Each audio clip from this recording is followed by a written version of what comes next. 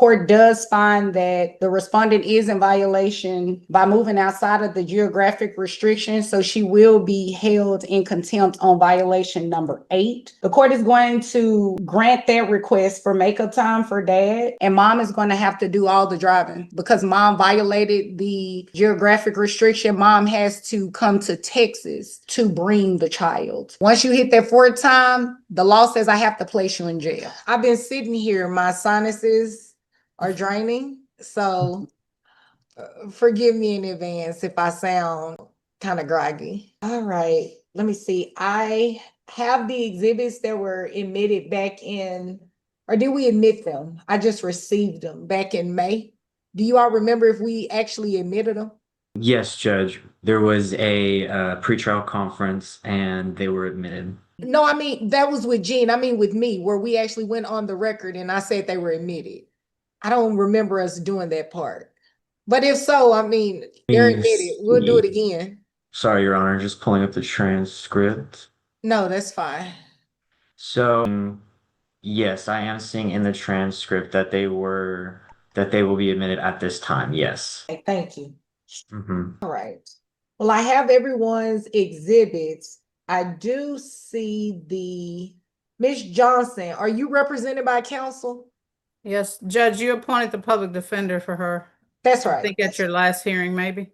Yes, I remember that. Oh man, y'all have to give me a minute. Give me a Sure, Judge, no problem. soon. I know the feeling. Yes. Okay, it's coming back to me now. All right. Are there any preliminary matters that the court needs to take up? I don't think so, Judge. Your Honor, I have Mr. Harrison. He's our intern. He'll just be publishing for me. Okay. You Hi, allow Mr. him to. Harrison. Oh, you can come off mute. I think he waived. He's afraid to be appearing in court. Oh, we he's a all are student. at some point. Yeah, so I have the First Amendment amended motion for enforcement in front of me. I have the exhibits. Is everyone ready to proceed? Yes, Your Honor. Yes, Judge. Hey, Joy, let me know when you're ready. I think I need to double check. Yes, I'm connected. All right. We're on the record in cause number DF2202738. Councils, will you please announce for the record? My name is Mitchell Rogers, and I represent Mr. Kenneth Grant, and I'm joined by co-counsel Bot Sheva Tabakman. All right, thank you. Your Honor, Katrina Parker, Dallas County Public Defender's Office. We represent Ms. Johnson. All right. With those who intend to testify, please remove yourselves off of mute and raise your right hands. Could you, Ms. Johnson, I'll send you oh, there you go. Do you both swear or affirm that the testimony you'll give will be the truth and the whole truth? Yes. Thank you. You may lower your hands. We're set here on a prior reset on the motion for enforcement. So we're proceeding today with the First Amendment amended motion for enforcement for possession and access and the geographic restriction. Is that correct? Yes, Judge. All right. And you all are set at 15 minutes aside. That will include any opening and closing statements should you all choose to make them, as well as any cross. As we discussed prior to going on the record, your exhibits have already been admitted into the record. So you can just ask to share screen and share those as you would like. All right, Attorney Rogers, would you like to make an opening statement at this time? Yes, Judge, I would. All right, you may proceed. So very briefly, we're here on petitioner's motion for enforcement in regard to violation for geographical restriction and access. If the court recalls, Ms. Johnson previously testified before this court that she had moved to Mississippi, and that additionally she has interfered with Mr. Grant's possession and access. And Mr. Grant is requesting at this time the court find her in contempt for such violations, and he is asking for additional makeup time and for attorney's fees. Thank you, counsel. Attorney Parker? Your Honor, I don't know if mom was represented at that time, respondent. I would ask that that testimony be stricken if she was not, without advice of counsel about testifying. At the April enforcement? Yes, Judge. She was still represented by counsel. Her counsel didn't withdraw until three days. Well, filed the motion to withdraw until 3 days later. Thank you, Judge. You're welcome. You may proceed with your opening, counsel. I'm finished. Apologies. No, Oh, Attorney. I don't have one, Judge. Okay, all right. Attorney Rogers, you may call your first witness. Judge, I will call Kenneth Grant. All right. You may proceed. Alrighty. Please state your full name. Kenneth Maurice Grant, Where do you reside? 1430 Snowberry Drive, Allen, Texas, 75013. And this is the court of continuing jurisdiction. Yes, And you are the father of Carter Michael Grant, who is the child subject to the suit. yes, How old is Carter? 5 years old. And was there an order entered naming you a joint managing conservator of Carter? Yes, And this order granted you a standard possession schedule. yes, And this was entered on or about June 22nd, 2022. yes, Do you see Ms. Johnson on Zoom here today? yes. Can you identify an article of clothing she's wearing? I'm gonna find her on here. Something black. I only can see half of her face, like a black sweater. Okay. Judge, please let the record reflect that the witness has identified the respondent, Tabitha Johnson. Noted. Under the current order, does Tabitha Johnson have the right to designate the primary residence of the child? Yes, And this is subject to a geographical area, yes, and that area is Dallas County or any contiguous counties.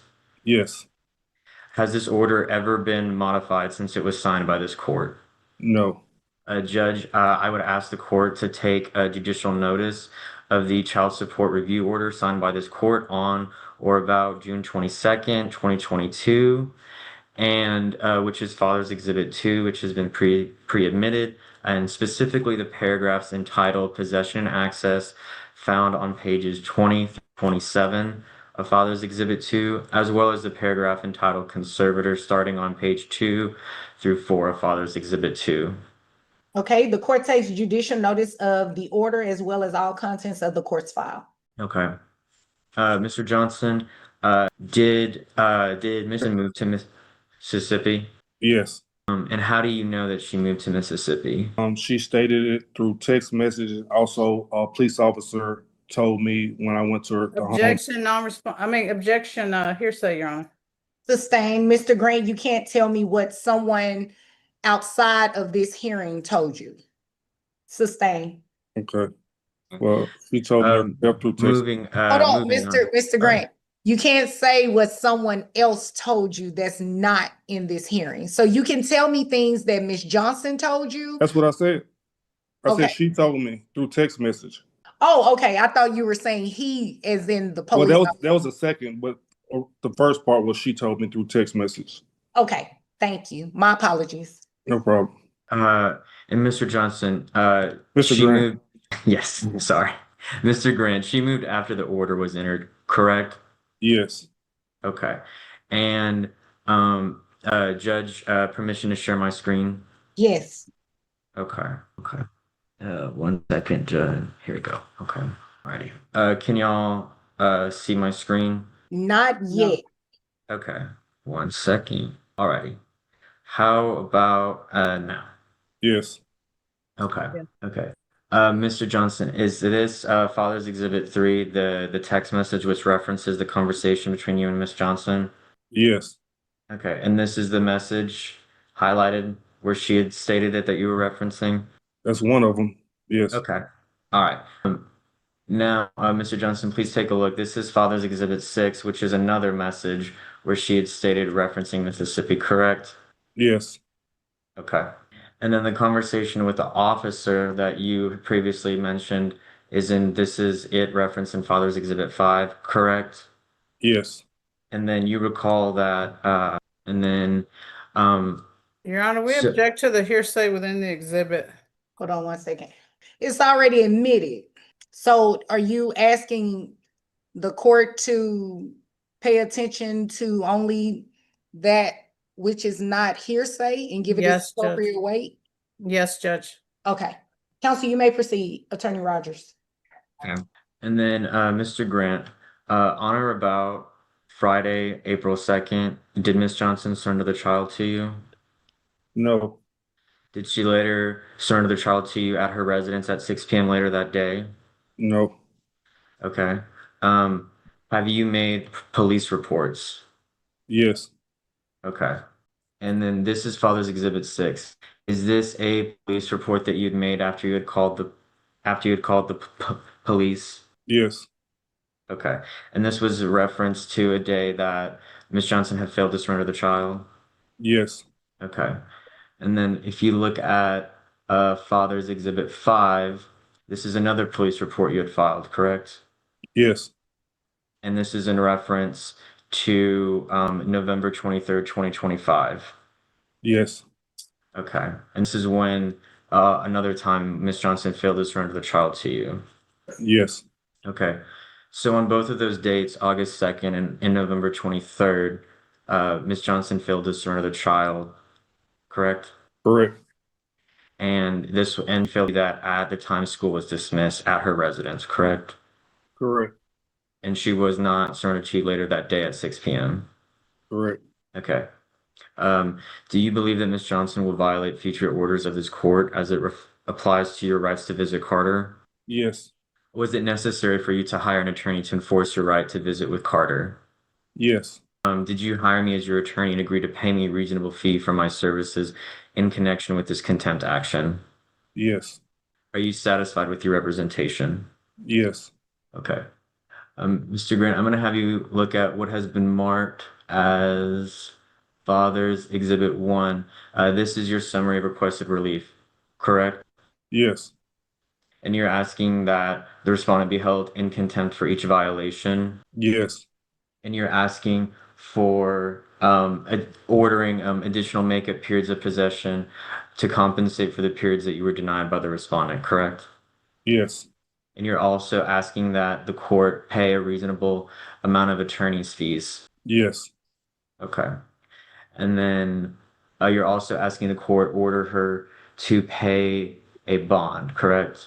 yes. Okay. No further questions for this witness, Judge. All right. Attorney Parker? Thank you, Judge. Mr. Grant, in your petition, you allege 8 violations. Is that correct? I'm not sure on the Okay. total amount. Okay. Well, let's talk about, well, you want her to pay per violation. Are you seeking that for 8 violations or just the 2 or 3 that you mentioned? Whatever the lawyer just stated, I'm not sure the amount of violations. Okay. Let's talk about the August 2nd one you mentioned. Okay. What time did you arrive to her home? I believe it was 6 o'clock. Do you have proof of that you were there at 6? Yes, What proof is that?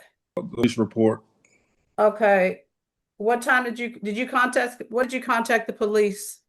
Soon Oh. after arrival? I believe so. Okay. The police report starts at after 8 p.m., sir. Okay. Okay. Did you arrive to the home somewhere a little bit before that? I arrived around 6 p.m. Why did you wait so late to call? I don't recall waiting till 8 o'clock. I'm not sure exact what time, and I don't, if it's saying I'm 8 going to o'clock, object this to relevance. yeah, Your Honor, it's extremely. Overruled. Okay.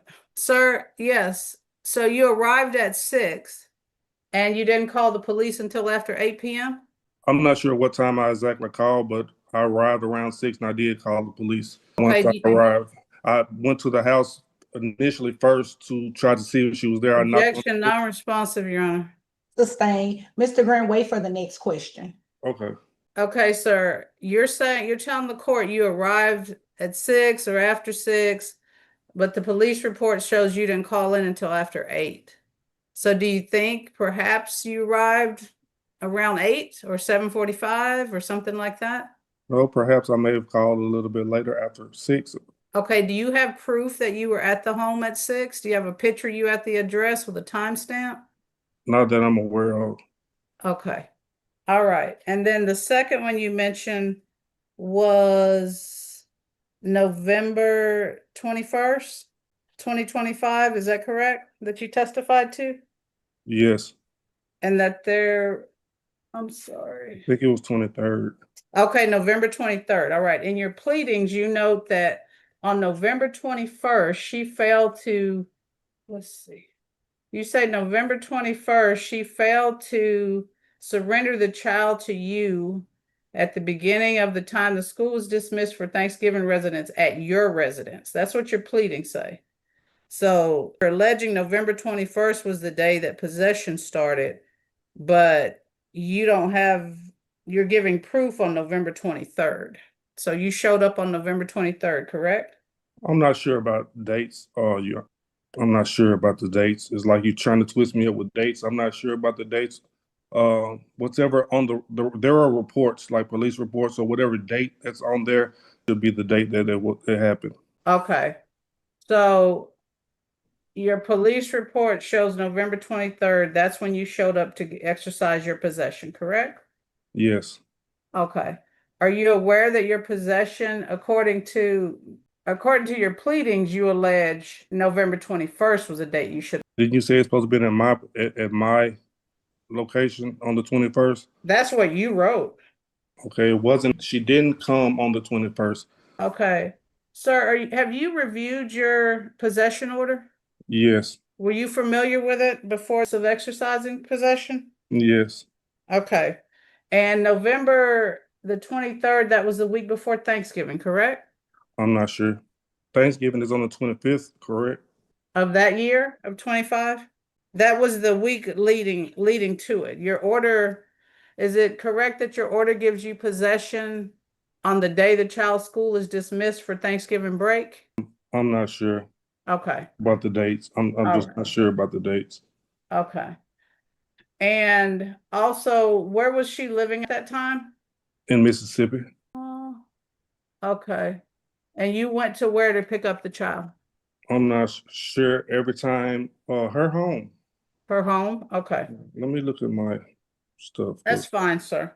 Okay. Okay, you allege that as a date that she failed to surrender the child. Did you show up on April 18th? No, because I found out she was already moved to Mississippi. And I don't think I showed up on the 23rd either. If I'm thinking correctly, she had already. I found out that she had already Mississippi at the time.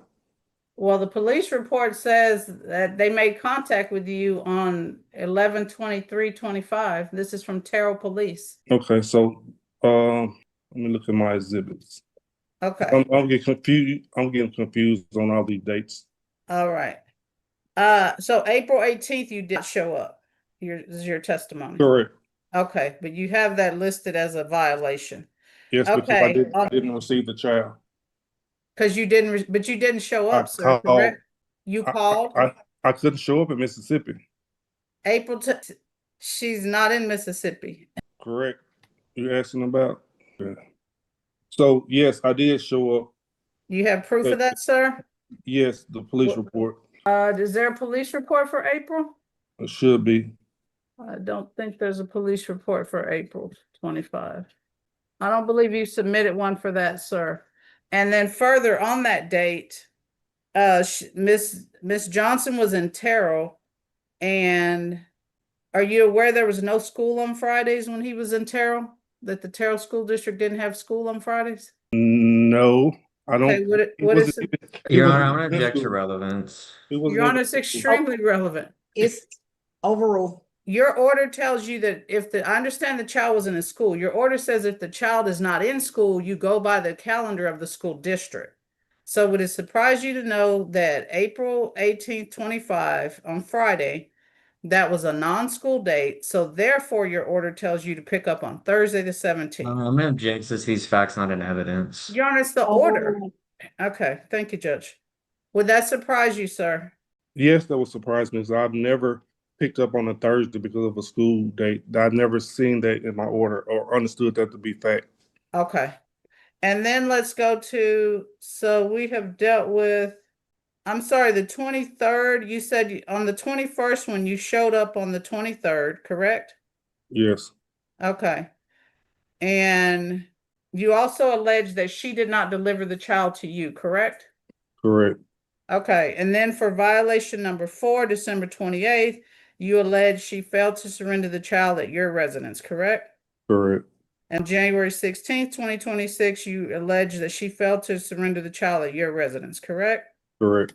January 22nd, 2026, you allege that she failed to surrender the child to you at your residence, correct? I'm assuming all these dates are correct because I didn't have the child at that time, so I would say Okay. yes. And then on January 30th, 2026, you allege that she failed to deliver the child to you at your residence. Is that correct? Yes. Okay. Sir, do you realize that in your order, there's nowhere in your order, despite the distances that you guys may live, that Ms. Johnson is ordered to surrender the child at your residence. Do you understand that? No. Okay. So you're alleging she failed to, in counts 3 through 7, you're alleging she failed to surrender the child to you at your residence, and that is not ordered by the court anywhere. Are you aware of that? I'm aware that she's ordered to stay in geographic restrictions and she had moved to Objection Mississippi. non-responsive, Your Honor. Sir, I'm referring to counts 3 through 7, where you're saying she did not surrender the child to you I said she didn't surrender the child at at all. your residence, I is what didn't you say said. at my residence. I said she did not That's what surrender it says the in child. your pleading, sir. Okay, that's what it says. Okay. And then regarding the residency restriction, how often did you exercise? As much as I possibly could. What does that mean, sir?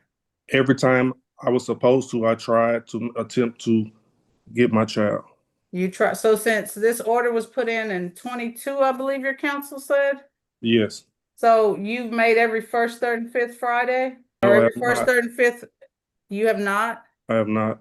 Okay, in 22, did you make all of them? Yes. You made all of them in 2022. Yes. Okay, in 2023, did you? So to be exact, I can't say if I have not missed a day or not. I don't want to say because I don't remember that I ever missed a day. I don't know. But I've attempted to get my child every time that I was supposed to get him. Okay, so And a lot of times I was. objection, Your Honor. Mhm. Sustain, Mr. Grant. Yes. Any explanation that you would want to give, attorney will clean it up for you on redirect. Okay. Okay. Okay, sir. So what I'm asking you is so you're saying you attempted to. So if you only made half your visits in a year, you're alleging that's because mom denied them? No. Okay. Did you make all your Thursday visits? No. Did you have the child for 30 days in the summer, every summer that we've been previous till now? You have 2 minutes, I pass the witness, Your Honor. right? Attorney Rogers? Just a few questions. Mr. Grant, going back to November of 2025, was it in that police report that previously mentioned the conversation with the officer? Is that when you discovered that Michelle Johnson had moved? Yes. So prior to that, there were 2 text messages where Miss Johnson had mentioned her intent to move, correct? Correct.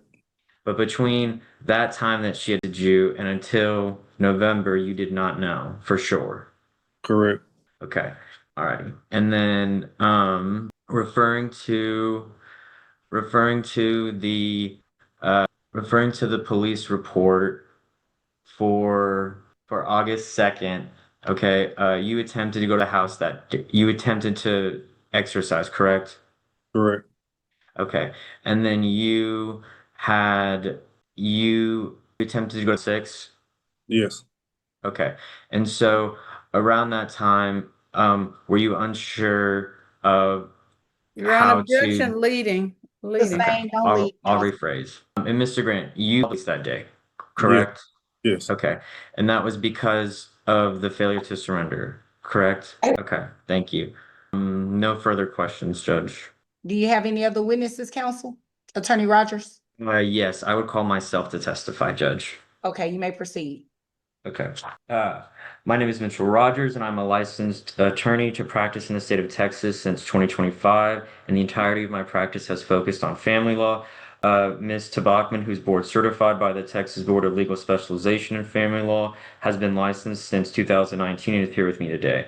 I practice primarily in Dallas County, and I am familiar with the rates charged by similarly situated attorneys in Dallas. Mr. Grant signed a contract on or about April 16th, 2026 with my firm for me to represent him in the prosecution of Tabitha Michelle Johnson. for contempt for failure to comply with this court's visitation order and geographical restriction.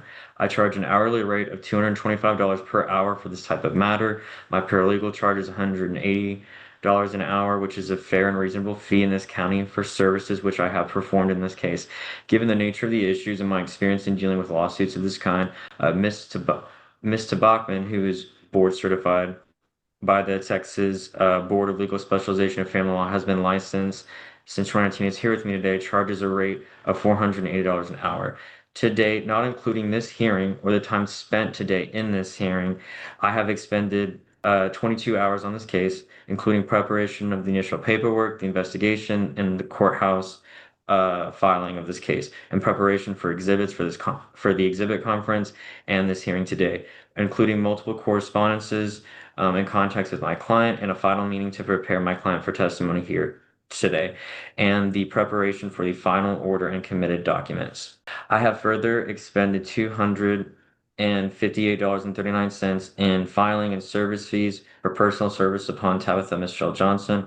I finally anticipate spending 30 minutes today on this hearing for a total of 22 and a half hours at $225 an hour, which equals $5,000 plus the $258.39 in fees for a grand total of $5,258.39 in attorney's fees and costs. I believe these fees are fair and reasonable based upon the following factors, such as the time and labor required, the novelty and difficulty of the question involved, the skill required to perform the legal services properly, the fees customarily charged in the locality of similar legal services, the nature and length of the professional relationship with my client, and my experience, reputation, and ability. I pass myself as a witness, Judge. Thank you, counsel. Attorney Parker, any cross? Your Honor, just one question. There's another action going on. There was a TRO filed and other things of that nature besides this matter, correct? Yes. Okay. No further questions, Your Honor. All right. Attorney Rogers, do you rest? Just a brief closing, Judge. Well, Oh, you sorry. rest for your case in chief? Yes, Judge. Okay. Attorney Parker, you may call your first witness. Your Honor, is respondent closing? Is petitioner closing? Well, he just rests. Okay. So now it's your case in chief. Your Honor, I would like to call Mr. Grant. All right. And time check, Attorney Rogers, you have 4 minutes and 6 seconds. Attorney Parker, you have 1 minute and 50 seconds. Thank you, Judge. You're welcome. Mr. Grant, are you asking that Ms. Johnson be committed and placed on a community supervision, probation? Yes. Okay. No further questions, Judge. All right, you may call your next witness. Your Honor, I'll call Ms. Johnson. All right, you may proceed. Actually, Your Honor, I don't want to call her. Okay. Finish. Rest, Your Honor. All right. Subject some court requests and closing. All right. Attorney Rogers, you may proceed with your closing. You, Judge. Your Honor, I believe the testimony here has reflected that Ms. Johnson did move to Mississippi, and that she additionally also testified to this court that she had done so. And further, Judge, I would like to ask that my client receive makeup time in order to compensate for the time that he's lost with his child. In addition, Judge, the cost for prosecuting this matter in order to enforce his rights to his child, I would say is necessary and reasonable attorney's fees. And I would also ask that she be found in contempt for her violation, especially in regard to the geographical restriction. At this time, Judge, I rest. Thank you, counsel. Attorney Parker. Your Honor, we would ask for judgment for the court that violations 3 through 5 do not support contempt. They're alleging that the child was not presented to dad. That's not in the order. Also for violations 1 and 2, dad was not there, does not have evidence of the proper time being there, has not shown any evidence that he showed up at the date, time, and place that was ordered to be done so. Regarding the residency restriction, mom has testified prior to my counsel, according to everyone, that she did move Mom is amenable to makeup time to the second weekend of every month for the school year, or whatever duration the court would order in that regard.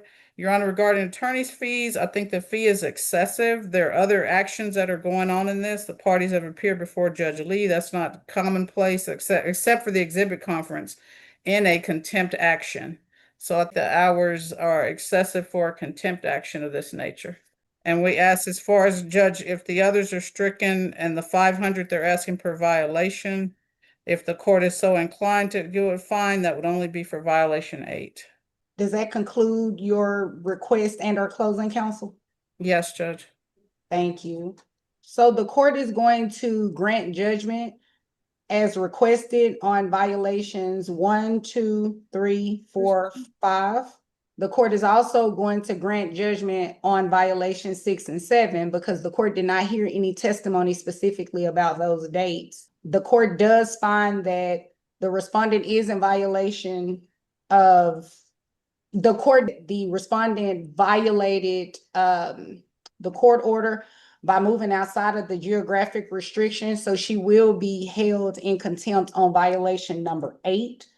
I believe Mom said that she's amenable to makeup time the second weekend of every month for the school year. Yes, Judge. Let's see. The second Friday, yes. Second Friday. The court is going to grant that request for makeup time for Dad, and Mom is going to have to do all the driving. So because Mom violated the geographic restriction, Mom has to come to Texas to bring the child. Sir, you said you're in Collin County, right? Yes. Ms. Johnson, how far is, right off, how far is your home from Collin County? 41 miles. Your Honor, she's moved back. Yeah, we've been back. Okay, so, all right. That And makes Judge, just so you know, Judge Lee had them exchanging at the Richardson Police Department due to issues. So when you say issues, what kind of issues? I really don't like the police department being an exchange location because I don't want a child to think that either of their parents are in trouble or that they did anything wrong. So unless some physical violence occurred or some. Yes, February 14th, 2025. He Okay. did get physical with me. No violence has occurred, Your Honor. Okay, hold on. When I say, let me be more clear, there is some sort of protective order or something that is limiting you all's interaction. I really don't like making a police station an exchange location. I think a public place would be fine because there are cameras, there are people around. So I just don't want to have to go to his door. well, I don't think you all need to exchange at the residence. Now, if you all, I can't on my own change the court order from wherever you all are exchanging because it says in your court order that the exchanges are supposed to occur at your residence. If you all agree to somewhere neutral as a public place, then I think that that will work. Judge, if I may, Yes. we could doing it at a QT, at a Quick Trip. Okay.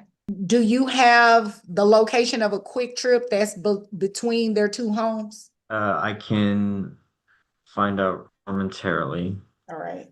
Judge, I'm sorry if I may ask them, is there, since y'all know your routes, they've been doing something, is there somewhere near the police station where you've been going that's public? You've seen a McDonald's or a restaurant? Yes, gas station? there's a QT on Beltline and 75 that's near the police station where we meet. Okay. How old is Carter now? What, 6? 5, 6 in September. Does he like McDonald's? Yes. Could we not find a McDonald's play place? There's nothing fun in QT. I'm just thinking like a 5-year-old. I don't want to exchange at QT. The only thing I'm going to be able to do is go in there and ask for a piece of candy. I at least want to eat and play. You know what I mean? Like, could we find a McDonald's play place?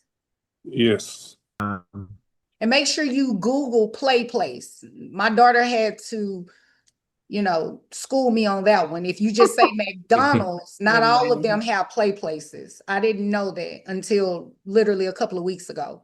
Your Honor, I believe there is a McDonald's play place found off of Campbell Road in Richardson. That is by 75 and on Campbell Road. All right. Would you provide me the address? Yes, Your Honor. That address is 170 West Campbell Road, Richardson, Texas, 75080. All right. Let me repeat that. 170 West Campbell Road, Richardson, Texas, 75080. That's correct, Judge. Both parties agree to that? Yes, Your Honor. Your Honor, I think my client is asking for 7 o'clock instead of the 6 o'clocks. Is that Well- correct, Ms. Johnson? Yes, that's correct. Due to my work schedule, it makes it impossible pretty much to be able to get off work and get Carter and then get Carter to Richardson. We're 35 minutes without any traffic away from Richardson. Is there someone, because your order allows an exchange to occur with a competent adult, is there someone else that you can designate to get there at 6? There's honestly not. That was the reason I was needing to move, because all of my family has moved to Mississippi. So either my help that I do have, they're working, themselves, or they, it's just not possible. In the summer, my sister was able to do it because she does not work on Fridays in the summer, but she works for the school district. So when the school's in, definitely cannot. And I don't want any violations moving forward, for sure. And I think, Judge, we're looking at the order still, Dad still have made the elections for after school. Mhm. Carter will be in school. He had a September birthday, so he'll be in this year. So Dad can do his after school pickup. So it shouldn't be that many times that 7 is in play, but I'm just pointing that out. So with that, Mr. Grant, will you agree on the times that, or on the days that you have to pick Carter up outside of being at school? Will you agree to the 7 o'clock pickup? Up until now, there's never been a problem with 6 o'clock. I don't see a reason to change, but if that's something I have to do, I will. I don't want to, but if that's something I have to, I will, because it's less than the time I'm able to have with my child. You can keep him until 7 p.m. on Sunday, Kenneth. You can even pick him up Thursdays. You can get him every Thursday if you would like. I don't argue with you about getting Carter. I think the order is, we return to school after weekends. Yes, when school resumes. So you got a whole nother day there, sir. What do you mean a whole nother day? So your order says on Let me see, Judge. Maybe it's 6. I'm the looking. weekend during regular time. No, it's 6. You talking about on that? Sunday, yeah, okay, it is, Judge, yeah. Yeah. That's correct, Judge. And can we clarify the Thursday visitation? Okay, so let's do this first before we even discuss anything else moving forward. Can Attorney Rogers, could you pull up the final order and go to page 20? Yes, Judge. Yes, share your screen. Because I want both of you all, I don't want either of you to violate the court order, right? And court orders can be confusing. So we're going to go over it together so everybody understands what their rights and duties are under the court order. Thank you. You're welcome. And So can everyone see that? It's not clearly, no. Do you have your, Yeah, I'm getting my order here. yeah, get your order. Okay, so scroll down to, it'll be where the beginning, the possession and access order portion starts.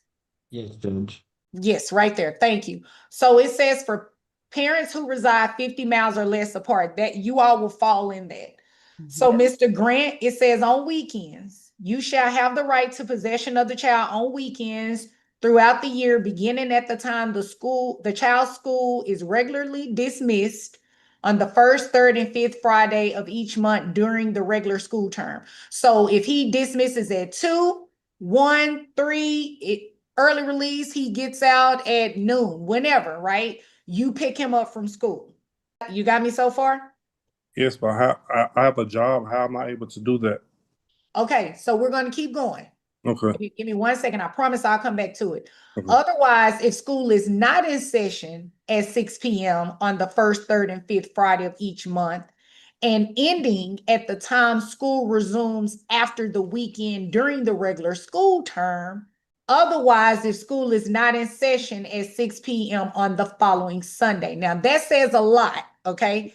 So essentially, if the child is not in school And the school is not in session at 6 p.m. on the 1st, 3rd, and 5th. So it's not a regular school dismissal or anything like that. You get him back and you return him at 6 p.m. on that following Sunday. Does that make sense? Yes. Okay.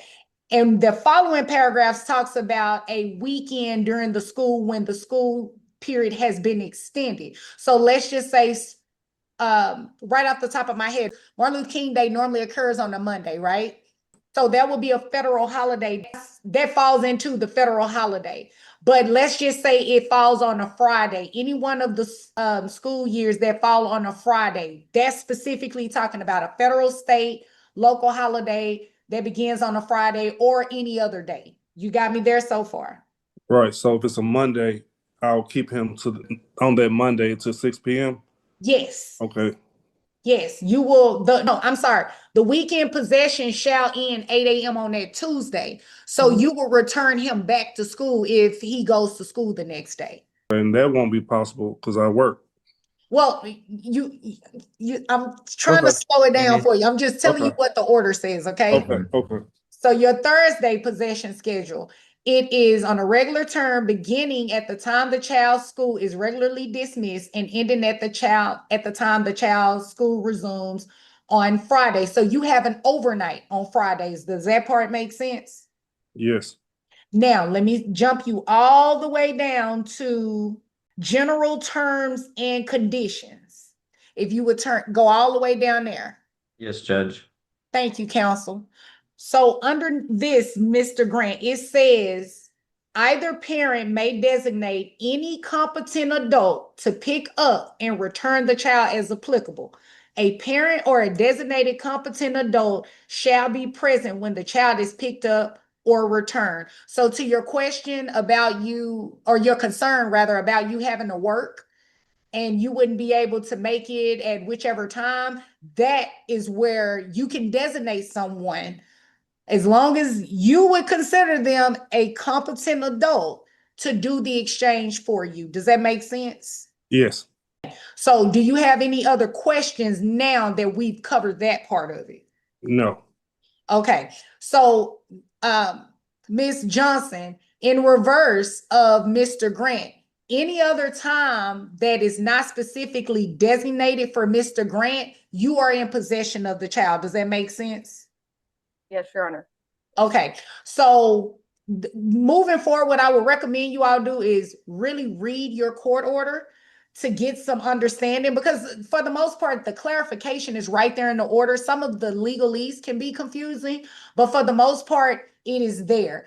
And here's the beauty of it. If you all do not want to follow this to the T, you don't necessarily have to. You can come up with your own agreements.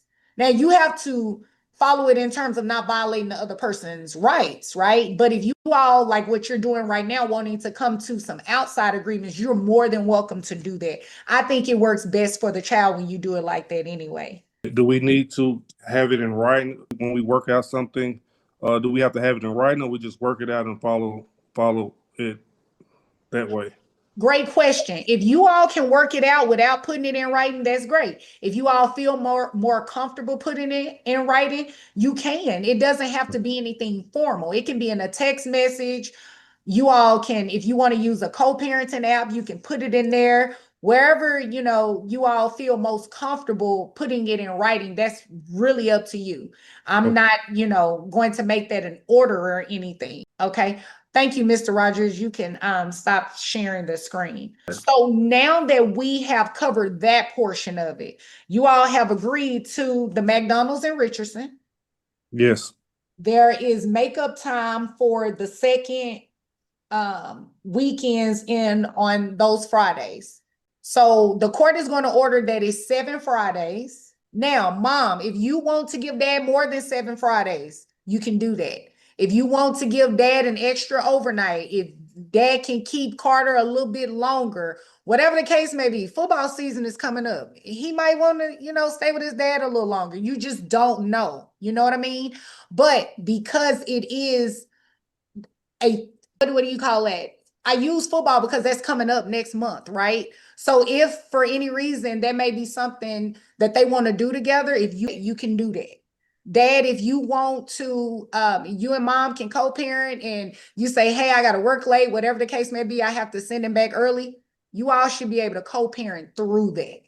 I should only be here when you literally cannot come to any resolution, okay? All right, and the amount of attorney's fees, the court is going to award Dad $2,258.39 in attorney's fees. And Ms. Johnson, you are ordered to pay those attorney's fees directly to is it Sidell? What's the? Dale Tobacco Family Law PLLC, Your Honor, yes. Yes, and your attorney can give you the name and the address where you would send it to. I would recommend you do a money order or a cashier's check, so that way you'll also keep a written record for yourself, okay? Yes, ma'am. All right. Is there anything further we need to take up for the record? I do request have- that we communicate through a parenting app. I asked Mr. Grant that last year, but he's refusing. I think that would be in our best interest to use the co-parenting app. Okay, so if this were a modification hearing, that would be an easy fix. This is an enforcement. So on an enforcement, I can only enforce what's written, what's there, unless you all come to an agreement. So if he's not agreeing to a co-parenting app, I can't make that order today. If you all do a modification, that's something I'm happy to entertain.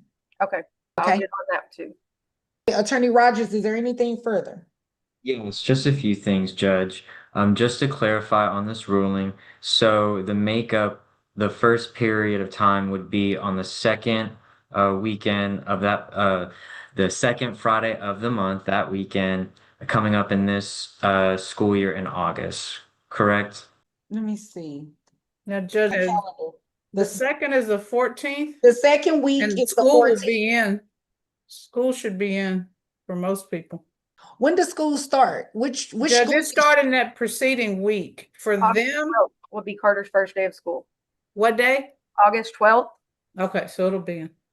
Okay, yes, that the August 14th date would start it. Okay. And Mom, when you said that you would do the second weekend, it'll just for record purposes, it'll start when he dismisses from school on August the 14th through that Sunday at 6 p.m. Oh, let me go back. Let me make sure I'm saying it right, because it's not a school session. Also said every second Friday. Yes, so it'll be that second Friday at 6 p.m. and ending that Sunday at 6 p.m. Meeting at the McDonald's. Okay. Yes, Mr. Grant, did you understand that? Yeah, could you repeat that? Yes, so beginning August the 14th, Okay, this is when your makeup time will start. Remember, I said you have 7 of them. okay, And if Mom wants to give you more, she can. And what I'm ordering is 7. So beginning on August the 14th, you'll get Carter at the time that I said something different at first, but I'm correcting myself now. So you'll get him beginning at 6 p.m. okay. on that Friday, and you'll return back to Mom at the McDonald's play place on Sunday at 6 p.m. And she was 1 and 7, so if we want to change it to 7 for her, we can just do that verbally within each other. Okay. Yeah, and I want you to. I want to put in the order at 6 p.m. and I want to see you all work through that. Okay. Okay. All right. Attorney Rogers, was there any other clarification? Yes, Judge. On the attorney's fees, did you give We need a a date. due date for those? Thank you for saying that. I just realized I didn't have a due date for it. Miss Johnson, how much time would you need to pay the attorney's fees? Am I able to pay it monthly? I don't have $2,000 just hanging out ready to give to somebody.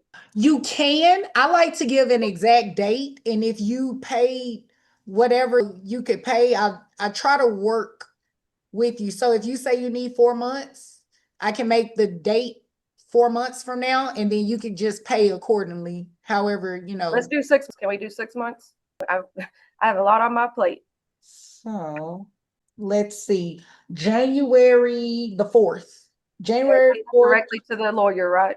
Yes, either cashier's check money order, just however you make your payments, just make sure you do it by cashier's check or money order. Okay. All right, and that'll be due January 4th of 2027. Attorney Rogers, you're preparing the order, correct? Yes, Judge. All right, how much time do you need to prepare the order? Just 30 days, Judge. We can have it to you in 30 days. Let's see. And then, Judge, would you like that order e-filed to you or emailed? Please email it to my coordinator. Yes, Judge. I don't want it to get lost. I'll email it to Brittany King. Yes. So your entry date is August 14th, Okay. and that'll be at 9:30 a.m. Now, for any reason that you all, hopefully you don't go beyond the 30 days because we only do more reset after that. However, if for any reason you all are able to get the the order drafted and circulated before then, just send the signed off order, or it doesn't even have to be signed by you all, but the approval of the order, you would email that to Brittany and then I'll sign it. I'll remove the date off the computer. Okay. And then, Judge, one more thing. Is this a Zoom? Just the Yes, entry? Okay. yes. Thank you, Judge. You're welcome. All right, Attorney Parker, is there anything further? Judge, just to clarify, so that when we get it, we're not with each other going, she didn't say that, she said that. The violation is for violation 8, correct? That's the only violation. She's found in contempt for that. Yes. Okay. Judge, hate to be the one to say this, but is there further sanctions beyond that? No. Now the code has found contempt is a bad sanction. When we get 3 of them racked up, you're in big trouble. Yes. So that in of itself is bad. Okay. Yes, further sanctions. And Attorney Parker, thank you for bringing that up. Ms. Johnson, and I'll say it to you too, Mr. Grant, because either of you can be brought before the court on a motion for enforcement. Now, the Texas legislators, starting last year, we can only put you on probation essentially 3 times. That's it. You can only be found in contempt 3 times and be placed on probation. Once you hit that 4th time, the law says I have to place you in jail. I don't like putting people in jail unless I absolutely have to. So I would definitely caution, either of you from violating the court order. Just try to work through it as much as you can. Yes, Your Honor. All right. And I just wanted to say something to you all. You all are great parents. And I know Carter, he'll be fine. And I'll tell you why. And I want to applaud you all. On the exhibit, I can't remember the exact exhibit number. Mr. Grant was very clear that he did not agree with you moving. I want to say it was December 18th. He was very clear that he didn't agree with you moving out of state. However, you all were able to co-parent through that, and you were asking for him to meet in Shreveport. He said no. And you brought back Marshall and he didn't object to it. So that's good. I don't know if you all you probably were just going through the motions as parents, didn't realize it, but as a judge reading that, lets me know that y'all are able to co-parent. So that is good that you all did that. All right. Anything further? Judge. All right. You all are dismissed. Thank you. Thank you for your time. Thank you for your Your Honor. time, Judge. You're welcome. Have a good one. Thank you, Have a Judge. good rest of your day. You're welcome. You too. Judge, I have a 1 with you. Are you going straight through or breaking and coming back at 1? For the most part, I'm going to try to do a little break to finish. Oh, okay. I just didn't tea. know I was gonna stay on. Maybe. Oh, yeah, to get drained. Yes, that's what I was calling. It's gotten a little better. I was drinking this tea, so. That's going around. A lot of people got. Miss Watson just told us she got hit. She was like, Electra. She was like, "Is something going?" She goes, "Yesterday in the rain or something," and I'm like, so. It is definitely something going around. Mine started yesterday. We were out of town, so maybe it was just the air. Oh, where you were? Yeah. Yeah. Well, could be. Okay. Well, then I will come back in at 1. Thank you. Okay, you're welcome. Thank you, Joey. Oh, she left, but I'll tell you. Okay. All right. Why isn't it doing that? I don't know what this thing is doing. So what I'm going to do is just swear in. Hold on, let me make sure everybody is here. Attorney Huey, your client. He's in that right there. Say hello. Okay. All right. I see your client and Mr. Walker. Correct. So, and the two witnesses are, well, one left. No, one's still there. Oh, I see. Jeannie is here. Okay, I see you. So what I'm going to do is swear in the respondent. I'm going to swear in the witnesses to reappear. Attorney Hugh, that's if you still want them to reappear at the next one.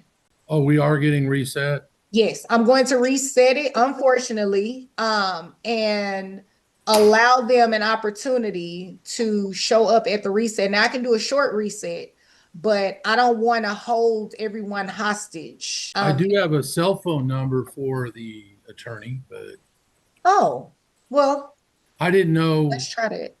you. Okay.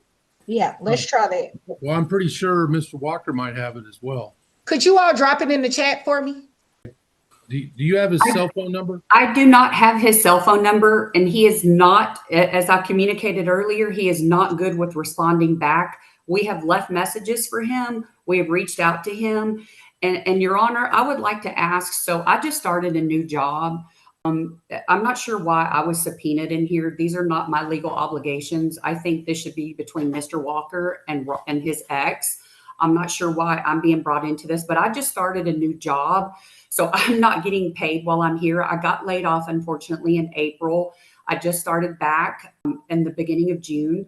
So this is taking time out of my day, which again, I don't mind, but I'm not sure why I was even brought in this to begin with. Judge, They're not- Attorney Huey, he can tell you. He can tell you why he subpoenaed you. Well, you Okay, can well, tell yeah. by the way she's talked all day and not her husband. She's injected herself into this whole case.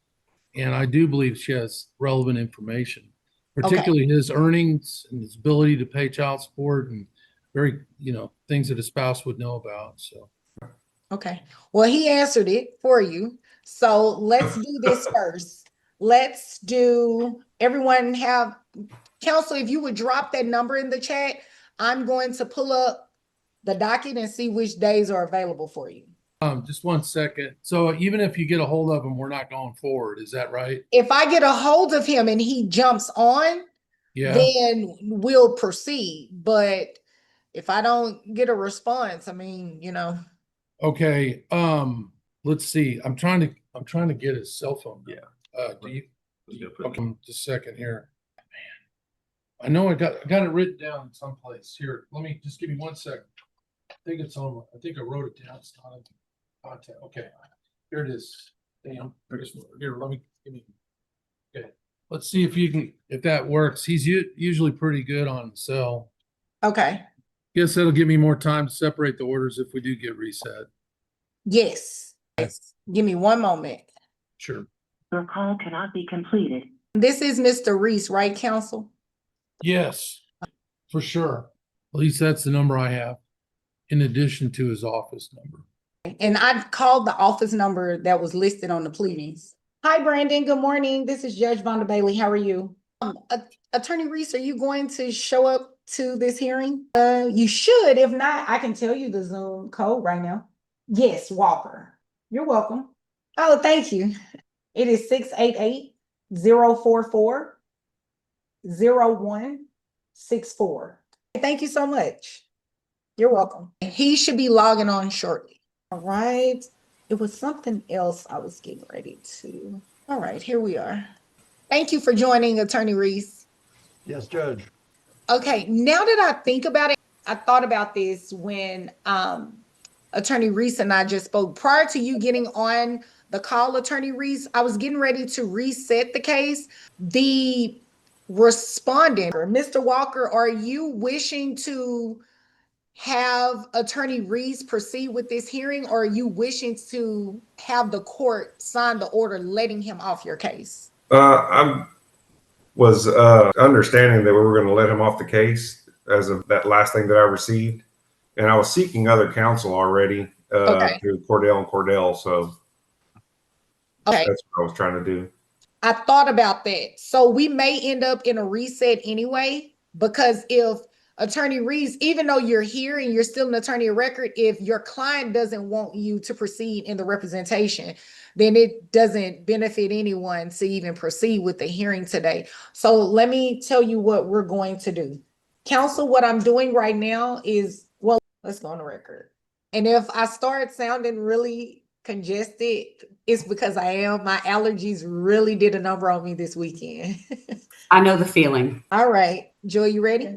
All right, we're on the record in cause number DF 2013005. Councils, will you please announce for the record? Your Honor, my name's Dave Huey, and I'm here on behalf of Robin Barajas. Brandon Reese for Christopher Walker. Thank you. And those who intend to testify, will you please raise your right hands? And Witness remove, needs, yeah. oh, remove yourself off of mute too. There you go. Oh, sorry. You're okay. Do you all swear or affirm that the testimony you'll give will be the truth and the whole truth? Yes. Yes. Did Elisa have her right hand up as you instructed her, Judge, when you swore in? Yes, but you can't I say can't see it. Okay. she has a, what do you call that? A background up.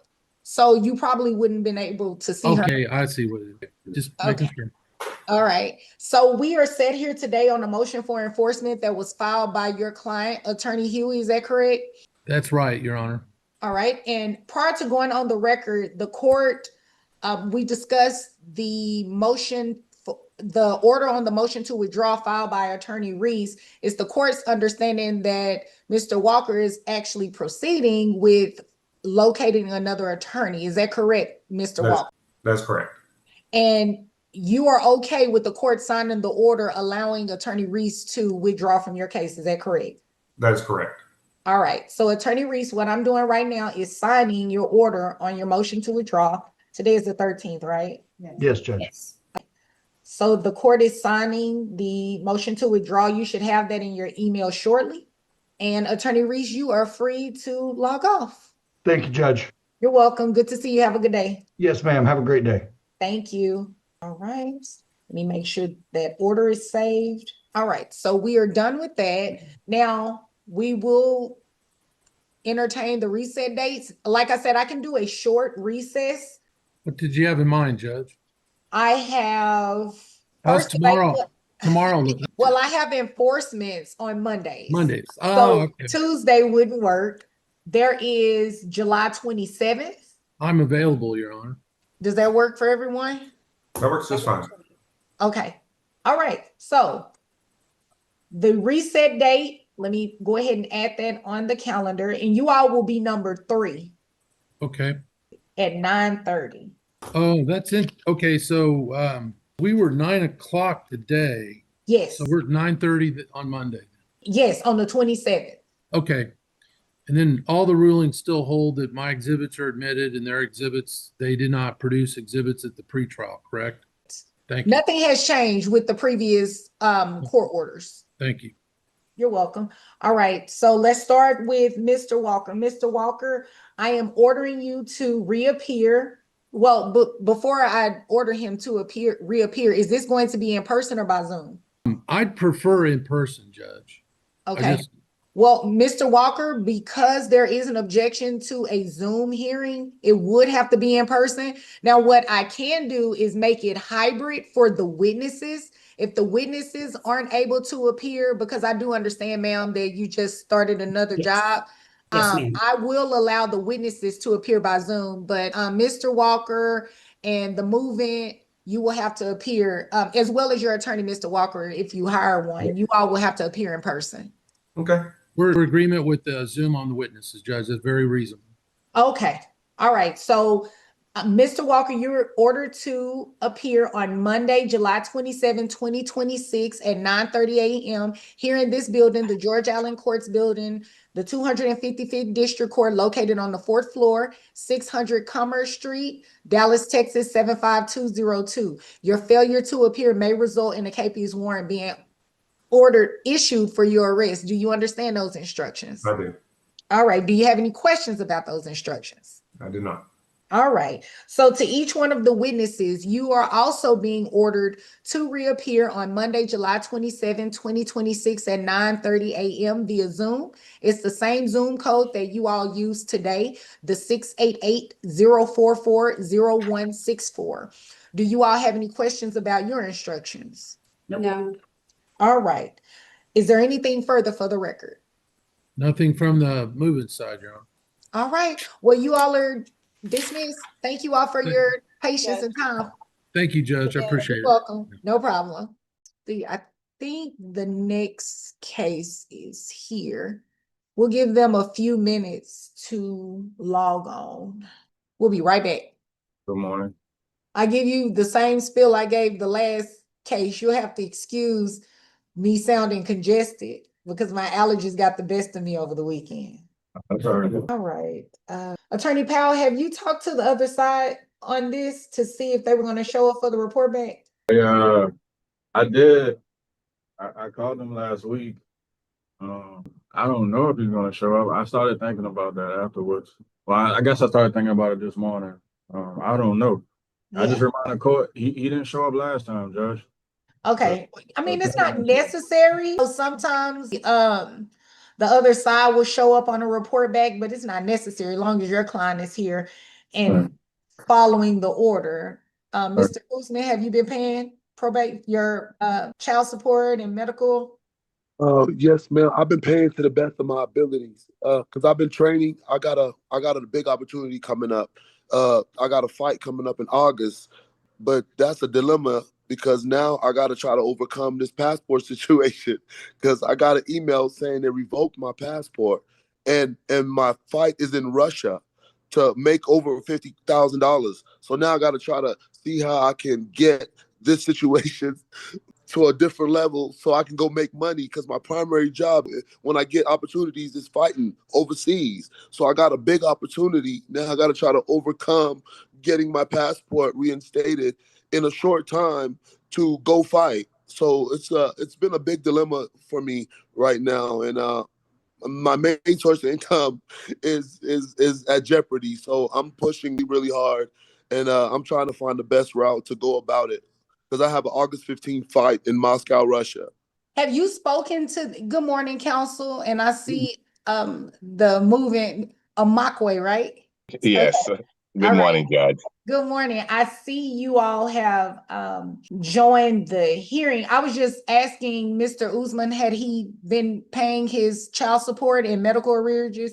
He pretty much was just letting the court know that he's been paying to the best of his ability, but he has a huge opportunity coming up, a fighting opportunity that could result in payment of $50,000. For me, yeah, for the fight. For him. Well, you end up with mom too. Yeah, of course. Yes, but I'm saying that's what I can make and possibly more. But now the dilemma is trying to get over the hump to get over there to make the money. So have you spoken to the Attorney General's office at all? Or has I said when this literally just happened like a couple of days ago that I got an email saying they did that. So I already sent messages out this weekend. So this right after this is when I'm gonna start attacking that. Okay, Attorney Powell, your attorney has a lot of knowledge when it comes to the Office of the Attorney General. So, Attorney Powell, would you speak to the Office of the Attorney General to see what type of payment arrangement you can get in where your client can agree to a certain lump sum so there is a lift on his passport? Yeah, we started Friday. Okay. We started talking to him Friday. So yeah, I help him as much as they let me help him. A lot of times they say if we only appointed to represent him in court, they don't let us help him with the administrative stuff, but I help him as much as they let me. Okay. Mr. Usman, you shouldn't have much of a problem on that end because even if Attorney Powell isn't necessarily able to speak on your behalf, there are some things he probably could tell you that could help. It's just one of those situations, Judge, that it's so time crunching because after they lift that, I have to reapply now for them to send me a whole new passport. So it's not like I could just use the one I got. Oh, it expired. No, it didn't expire. They revoked it. So they said for them doing that, I have to lift up what they got from hopefully when I should get that done no later than probably this week. And then I have to go reapply and try to rush the passport. I got you. Attorney Powell, were you about to say something? No, I wasn't. Okay. Who's about to speak? Oh, counsel, go ahead. Yes, ma'am. My internet was bad in the car. I was just my driveway, so I'm moving back to my house to hopefully get better service. Here is the challenge or the problem, okay? So the problem is a pattern and a history of flaunting court order and coming up with sorry excuses, just to try to get over and buy more time. And this has been going on too much. And if this man is not held to account, I don't know what will. This court made it abundantly clear to him way back when we had the hearing that a condition he was found in contempt, placed on 180 days sentence, and the court extended mercy to him, gave him a very generous probation with very favorable terms. The main thing he had to do was pay $5,000 by April 13th. That was all he had to do. And since that time up until now, he has not been able to even comply with this court's order. And this court was very clear, very adamant. There was no question. It was unambiguous as to what his responsibilities were. So between then and now, he did not make any arrangements to come and pay anything reasonable up until that time. And now we're here, and he's coming up about this fight here and this fight there. I mean, so between then, he could have done something tangible to show that the $5,000 from almost $70,000 that he owes in child support. So there is, we're going to be, and the order was clear in bold letters. It told him that if he does not comply by this, and the court can revoke the probation. And he needs some jail therapy to be able to understand that this is serious. Because I bet you, Judge, the moment he's put in jail for a couple of days, some money is going to come out. But the moment we keep giving him this long rope, he's going to keep coming up with one excuse after the other. Meanwhile, he's got twin daughters with a single mom that is struggling, trying to make a way to get the stuff to go. I have twin boys, sir. Oh, twin boys. Sorry. Okay. Judge, if I could respond. Yeah, go ahead. It's my understanding that this is a reset of a compliance hearing. It's a report back. It's my client's position that the last order that was put in place was a final order. So my client is here today. He's saying that he has an opportunity to make money. I mean, we understand what his profession is. I mean, that was the testimony from the trial. That's how he makes his money. And I reached out to opposing counsel last week to try to make an agreement before coming before the court. But how he makes his money, he has a fight coming up. He's already testified that he could make a substantial amount of money. So, I'm hoping that he's allowed to make money so that he could pay the support, because it's in the best interest of the twin. I'm confused now. The twin boys. It's in the best interest of the twin boys that he's allowed to work so that he could make money to pay his child support. Other than that, Judge, I think he's asking that my client goes to jail. There needs to be a motion to revoke the suspended commitment filed. There's not a motion to revoke filed. The last order is a final order. And even in that order, it says that if it's necessary, if he fails to comply, then petitioner/movement may file a motion to revoke. I'm going to say they have to file a motion to revoke. The order in the same thing that you're reading, counsel, it says that the court can. Okay. And so we are, if the court's position is that we need to file something, fine. But right now, he has an active order that he is blatantly disobeying in front of this court. And the court is well within its rights to enforce that. Well, let me be clear. The court is not going to tell anybody to do anything except for what the court says in the order. I'm not going to tell you to file a motion. I will say you can file a motion, right? It's in the order. This is merely a report back to see what has been going on, what has transpired since the court signed this order back in March. And from what I'm hearing, there is an opportunity for a substantial amount of money to come to mom. And what the court wouldn't want to do is to infringe on that. Let me get some more information. 1 second, counsel. Mr. Usman, the email that you received, did you provide proof of that to Ms. Amakwe? The revocation? No, I'm sorry, not the email. whatever the communication was to you for the fight opportunity. I said that to my lawyer. He has everything, the opponent, how much I'm gonna make, the date, the location.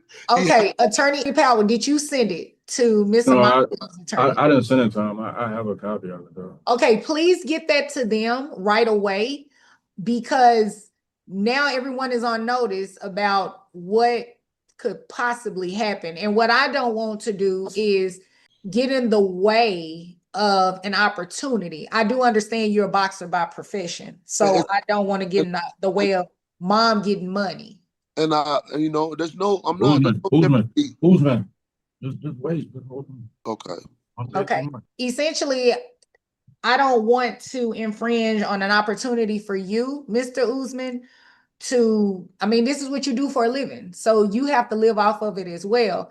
And your children has to receive the money, not only that you're currently ordered to pay, but that you were previously ordered to pay to Miss Amakwe that she has yet to receive. So you're still on probation, right? So the obligation is still there. I just, I'll say it in every enforcement, any report back, and there is an underlying enforcement action or potential for a motion to revoke your probation. Just do what you're court ordered to do. And if you're unable at this time, before you have a fight opportunity to pay the full amount, you need to be paying something actively, current. Yes. You got that? Yes, I do. Okay. What is the date of that potential fight? 15th. Of next year. Oh, no, month. Like in a couple of weeks, August 15th. Yes, ma'am. I've been training for that. That's the whole progression leading up to this. So I didn't fight sometime in April? No, I did not. My last fight was in June of last year. Okay. And are you to be amenable then to having to providing the information about the fight and having an agreement drawn up that we can send to the promoters or whoever is paying so that she gets her money from the top? She's gonna get her money from me. We don't send them to a promotion in Russia to pay. We can send an agreement that I will pay from the money that I will receive from my fight in Russia. I don't know anything about that part, so Yes. I'll leave. I will say, like, if you looking at his pay record, whenever he had a fight, money came out of the check and went to the pay record. Like I looked at his whole history of fights. Whenever he had a fight, money came out. So I did notice the spike. Say that again. I did notice the spike. Yeah. In the money that we receive. So that was pursuant to the OAG. It was not because he became a good citizen and decided to pay, just so Judge knows. It is simply the OAG being able to dip in and get something.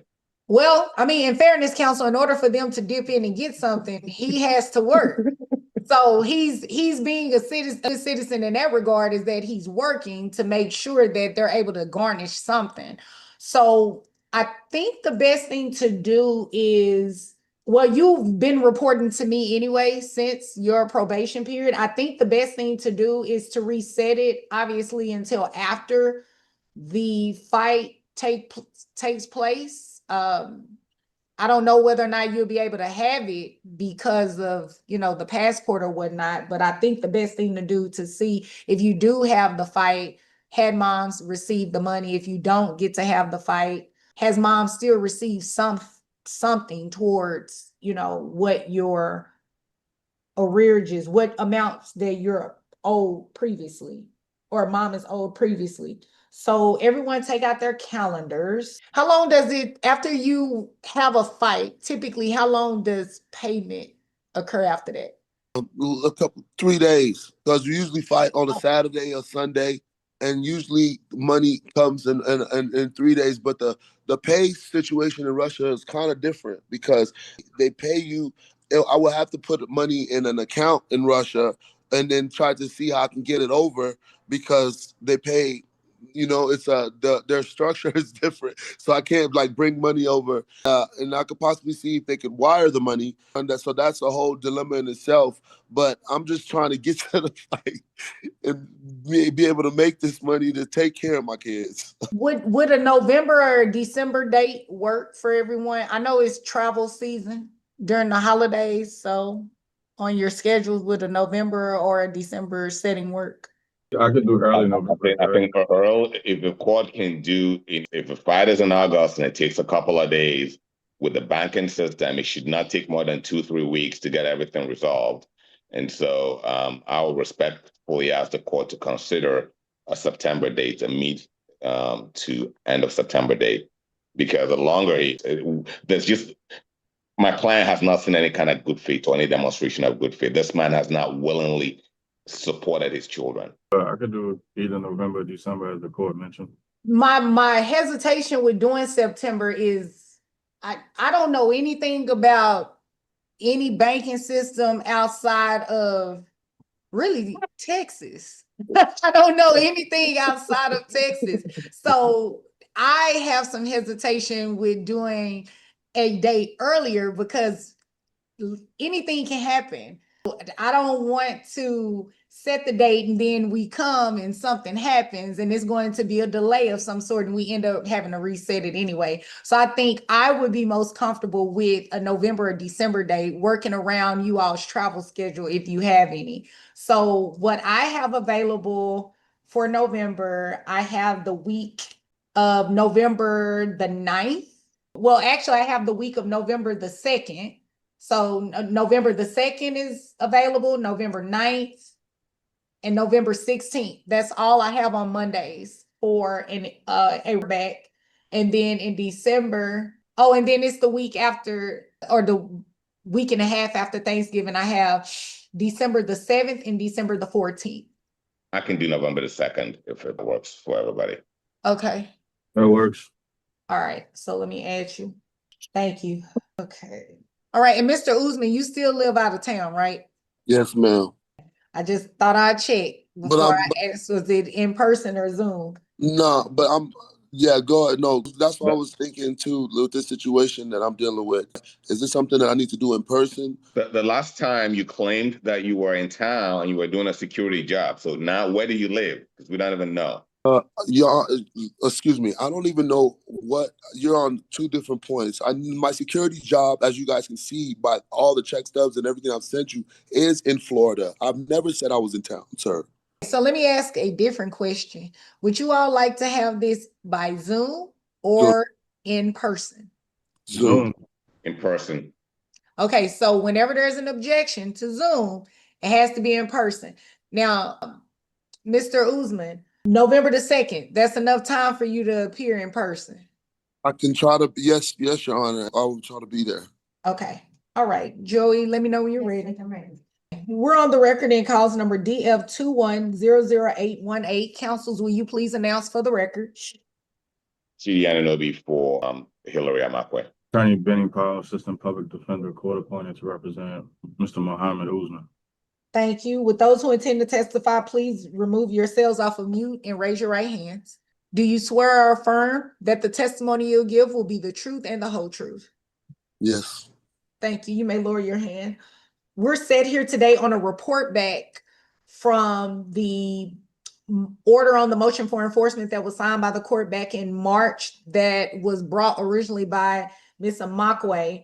It's come to the court's attention that the respondent in this case has an opportunity to pursue a fight that is scheduled to take place on August 15, 2026. So in the event the fight does occur, the respondent believes that he will be able, well, not that he believes, that he will receive a large amount of money, possibly $50,000 or in excess of $50,000 that can be paid to the move-in. And as a result of that, this court is going to reset the report back hearing until November 2nd, 2026. And this is going to be an in-person hearing. Is that correct? That is correct, Judge. All right. And I also want the record to reflect that the fight is supposed to take place in Russia. Is that correct, Mr. Usman? Yes, ma'am. All right. And it's your understanding that the payment that you'll receive will occur within a matter of days, but you have to set up some sort of an account in Russia to ensure that the money is received by Ms. Amakwe. Is that correct? Yes, ma'am. And it is your understanding that the reason I'm resetting this case so far out is to give all of that an opportunity to occur. Yes, ma'am. All right. So you're being ordered to appear here on Monday, November 2nd, 2026 at 9:00 a.m. You will report here to the George Allen Courts Building, the 255th District Court located at 600 Commerce Street on the 4th floor, Dallas, Texas, 75202. Your failure to appear may result in a capious warrant being issued for your arrest. Do you understand those instructions, Mr. Usman? Yes, ma'am. Do you have any questions about those instructions? No, ma'am. All right. Is there anything further for the record? Nothing further, Your Honor, Okay. But Judge, if I guess it's kind of obvious question, but if when my client is now in November, me and opposing counsel could reach an agreement to set this up so that the parties can appear virtually. Is that correct? Because I mean, mom and her attorney are in Houston, my client's in Florida. It's just me and you in Dallas, Judge. So if I could keep coming to court, we could reach that agreement, right? If you all were to reach the agreement, I would need, when that occurs, we need to jump on a Zoom. So we Okay. can put that on the record because I ordered him to appear for in person. Okay. All right. So I have no to that. Thank you. All right. Thank you all. You have a good day. Petitioner's exhibit number 2 as evidence.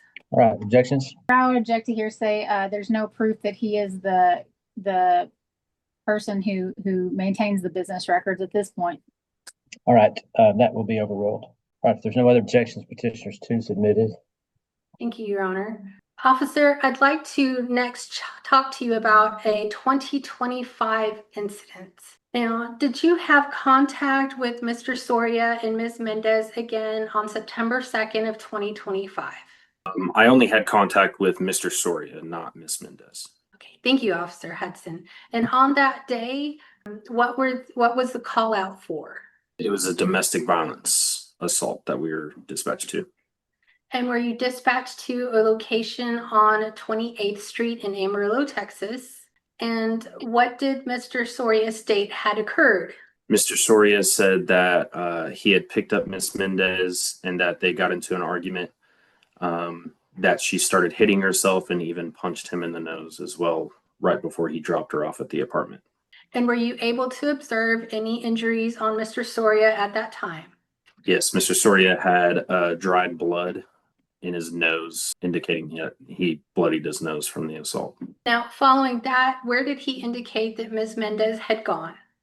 Into her mother's apartment. And eventually was APD granted access to to Alyssa's mother's apartment? Yes, we were. Was she located in that apartment at that time? She was not. In addition to that, did Mr. Soria fill out an intimate partner violence case supplement? Yes, he did. And is this kept in the ordinary course of business? Yes, it is. And as a part of your duties as an officer, do you have access to these records? Yes.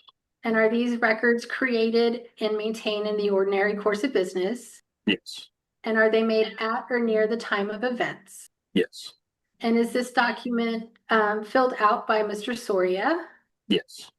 And does the first page of this document have his signature as well? Is that a yes? Yes, I'm sorry. Thank you. Your Honor, at this time, we offer petitioner's exhibit number 6, which is the incident report for the 2025 incident. All right, objections? To hearsay. Okay, overruled. No other objections, petitioner 6 is admitted. And we next offer petitioner's exhibit. I would object to this. Can you hear me? Yes, I can. I would object to petitioner's exhibit 6 based on the fact that this was in September of 2025 and the children were not placed with my client nor the mother at this time. Okay, that'll be overruled. Okay, petitioner 6 is admitted. Thank you, Your Honor. The department next offers petitioner's exhibit 7. Your Honor, I would object to this as well. Ms. Gutierrez, if you would say what petitioner 7 is. Oh, I apologize. It is the intimate partner violence case supplement that Mr. Hudson testified to and signed by Mr. Soria. All right, Ms. Holcomb's objection will be overruled with no other objection. All right, overruled. The petitioner 7 will be admitted. Your Honor, I apologize for the interruption. Kendra's still in the waiting room. No one's ever let her in. Oh, no. Oh, sorry. Sorry, Mr. Naranjo, I was so busy listening to objections. I didn't realize that you hadn't been let in. That's okay, Judge. Just to let you know, if you have Ms. Gutierrez's exhibit list. I do. All right, petitioners 1, 2, 6, and 7 have been admitted. 1, 2, 6, and 7. All right. Yes, Thank ma'am. you. Sorry. Your Honor, the department next offers petitioners exhibits 3 through 5, which are certified copies of criminal documents related to Brandon Soria and the 2020 assault Officer Hudson testified to. All right, objections? All right, 3, 4, and 5 are admitted. Thank you, Your Honor. The department next offers petitioners exhibit 8 through 13, which are certified copies of the criminal case documents against Alyssa Mendez regarding the 2025 incident Officer Hudson testified to. All right, objections? 8 through 13 are admitted. Thank you, Your Honor. We next ask for judicial notice in Exhibit 10. The date of the bond is March 24th of 2026. Okay, so As noted. well, thank you, Your Honor. As well, that there is a condition on the bond of no direct or indirect contact with the victim. All right, so noted. Thank you, Your Honor. I next offer petitioners Exhibit 14, which is an incident report from a 2024 incident. All right, objections? All right, petitioners. I would object to hearsay. I don't know that anybody's testified to this. There's no specificity. I've got to look. There's so many exhibits. I've got to look to see which one did. And Your Honor, I do not have a sponsoring witness, but I don't believe it's required under 802.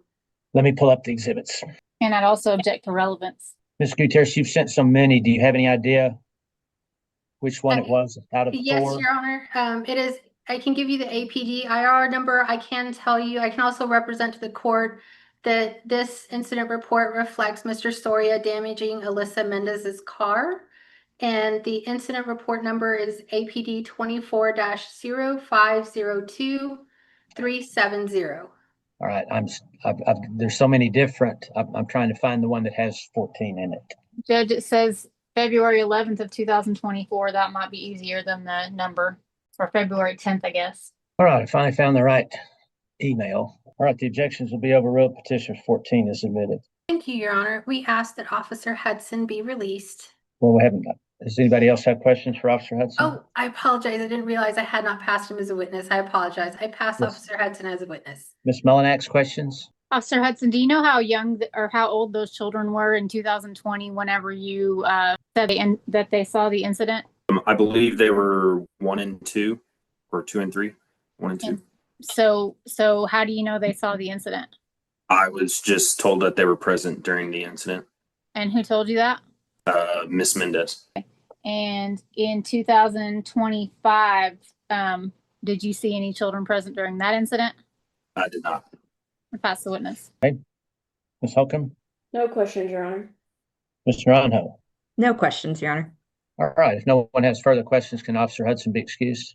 No objection. All right. Officer Hudson, thank you for your testimony. Thank you for your service. I'll remove you so you can go about what's left of your day. Okay, thank you, Judge. Thank you. The department next calls Officer Brookshire Remington. Remington Brookshire, would that be right? I might have switched those names, Your Honor. Okay, let's see what his name is. Officer Brookshire, this is Judge Graham. Can you hear me? Yes, sir, I can. Can you hear me? Yes, sir, I can. Thank you. If you'd raise your right hand. You swear the testimony you give will be the truth, the whole truth, and nothing but the truth. Yes, sir, I do. All right, thank you. Ms. Gutierrez. Thank you, Your Honor. Officer Remington Brookshire, I'm sorry, can you tell me what your first name is? Remington, Remington. Okay, thank you, officer. And what is your rank? I'm a patrolman detective. So do I refer to you as detective then? Either detective, officer, patrolman, anything's fine. Thank you, detective. Let's see. Are you a detective for Amarillo Police Department? Yes, I am. As well, are you a certified police officer? Yes, I am. How long have you been a certified police officer for? Approximately 6 years. And how long have you been with APD for? 6.5 years. And what special education and training did it require for you to become a certified police officer? I had to attend an approximately 8-month-long police academy. as well as this is an approximate 4-month field training officer program before I could be a policeman on my own. Thank you, Detective. On February 29th of 2024, did you respond to a call out involving Brandon Soria and Alyssa Mendez? Yes. I'm And sorry, were what you- date, Ms. Gutierrez, what date? February 29th of 2024. Okay, thank you. And were you dispatched to an apartment on Prairie in Amarillo, Texas? Yes. And upon your arrival, who did you speak with? I spoke with who I identified as Alyssa Mendez. And what did she state regarding the father of her children, Brandon Soria? That he had been harassing and threatening her. And did she further, or what did she say in regards to their relationship? I'm going to reference my report that they had been up for months, but they had recently been intimate just a few days prior to us contacting her, and that Brandon had been harassing her and making threats towards her. And what type of threats was he making towards her? I noted. Who? I believe it was from Alyssa. Okay, overrule. Okay, you can Go ahead, answer. you can answer. I'm sorry. You can answer. Oh, Or maybe you have. Yes, sir. The last question I heard was, who did it come from? And I believe that was said from Alyssa. Okay, go ahead, Ms. Gutierrez. Thank you, Detective. And those threats you had said were vague. Can you tell me what the substance was? I had mentioned that she said she was scared to sleep and had been sleeping with the blinds open. And as well, what did she share that Brandon Soria said to her or texted to her that caused concern? And I object to leading, Your Honor. Sustain. Your Honor, that was an open-ended question. I said what No, was the I've ruled, subject? Ms. Gutierrez. Thank you, Your Honor. Detective Brookshire, what is it that Brandon Soria texted to Alyssa? I'd object to leading. Overrule. So can I answer that one, Your Honor? Yes, sir, you can. Sorry. It says Alyssa sent me a text that Brandon had sent saying that she should sleep with one eye open. And what additional information did Alyssa reply or provide in regards to any recent incidents? That recently, separate to our contact with her, she had made a separate report for when Brandon had slashed her tires. And did Miss Alyssa Mendez fill out an intimate partner violence case supplement as well? Yes. Okay. Your Honor, at this time, I offer Petitioner's Exhibit 15, which is the incident report for the incident Detective Brookshire just testified about. All right, objections? Objection here, sir. Right, that'll be overruled. If there's no further objections, 15 is admitted. Thank you, Your Honor. Now, Detective Brookshire, this intimate partner violence case supplement, are these filled out in the ordinary course of business? They're typically only filled out on domestic violence calls when there is some sort of violence between intimate partners. Right. So in the ordinary course of business, if there is an allegation of intimate partner violence, is it customary for APD to have the victim fill these out? Yes. Okay. And does the first page of the proposed Exhibit 16, was that filled out by Alyssa Mendez? Yes. Okay. And did she write her name at the bottom of that first page? Yes. Now, is it part of your duties, as a part of your duties, do you have access to these records? Yes. Okay. And is this a exact duplicate of record that APD has on it? To the best of my knowledge, yes. In addition to that, are these records maintained in the ordinary course of business? Yes. And was it or near the time of events? Yes, to the best of my knowledge. Okay. And are you the one that helped Ms. Mendez fill this out? I can't recall, and unfortunately, I admittedly did not write the most detailed narrative, so I can't recall, and I was not able to get a copy of my body camera, as we used a different recording system at that time, so I couldn't access that to be able to tell you. Okay. Your Honor, at this time, we offer Petitioner's Exhibit number 16, the Intimate Partner Violence Case Supplement. Objections? May I prepare the witness, Your Honor? You may. Officer, you said that you did not have Ms. Mendez fill this form out, correct? I did not have her fill it out? You did not have her fill it out, correct? Oh, I couldn't recall who helped her fill it out or who. Okay, so you don't know if you helped her fill it out or someone else helped her fill it out. That's correct. I cannot accurately recall. Okay, and would you agree with me that there's no date on this form that's filled out? In the one that I see, that is correct. I don't see a date. Okay. And would you also agree with me that there is no officer signature on this form to show who helped her fill it out? Again, in the one that I see, I would agree that I do not see an officer signature. And were you Ms. Mendez prior to this date on February 29th of 2024? Not to my knowledge. And so would it be fair to say that since you don't know who helped her fill it out and there's no officer signature to show that it was you, you have no idea if this is her writing and signature? I know that I dictated in my report that she did complete the IPV there, but again, I don't see my signature and I was unable to access my body camera to know who assisted her in filling that out. So it's fair to say that you don't know if this is her handwriting and signature, correct? I'm not sure how to answer. Again, I can't recall being there and I couldn't see the recording to say. Your Honor, I would object to hearsay. I'll sustain that one. We've got best evidence here. We can ask Ms. Mendez if that's her writing and that's her signature. So I'll sustain that objection. I pass the witness, Your Honor. All right, Ms. Mullinax, No questions. Ms. Holcomb. Mr. Brookshire, when you went over these reports, were any of the children present at this time? I can't recall and I did not notate in my report.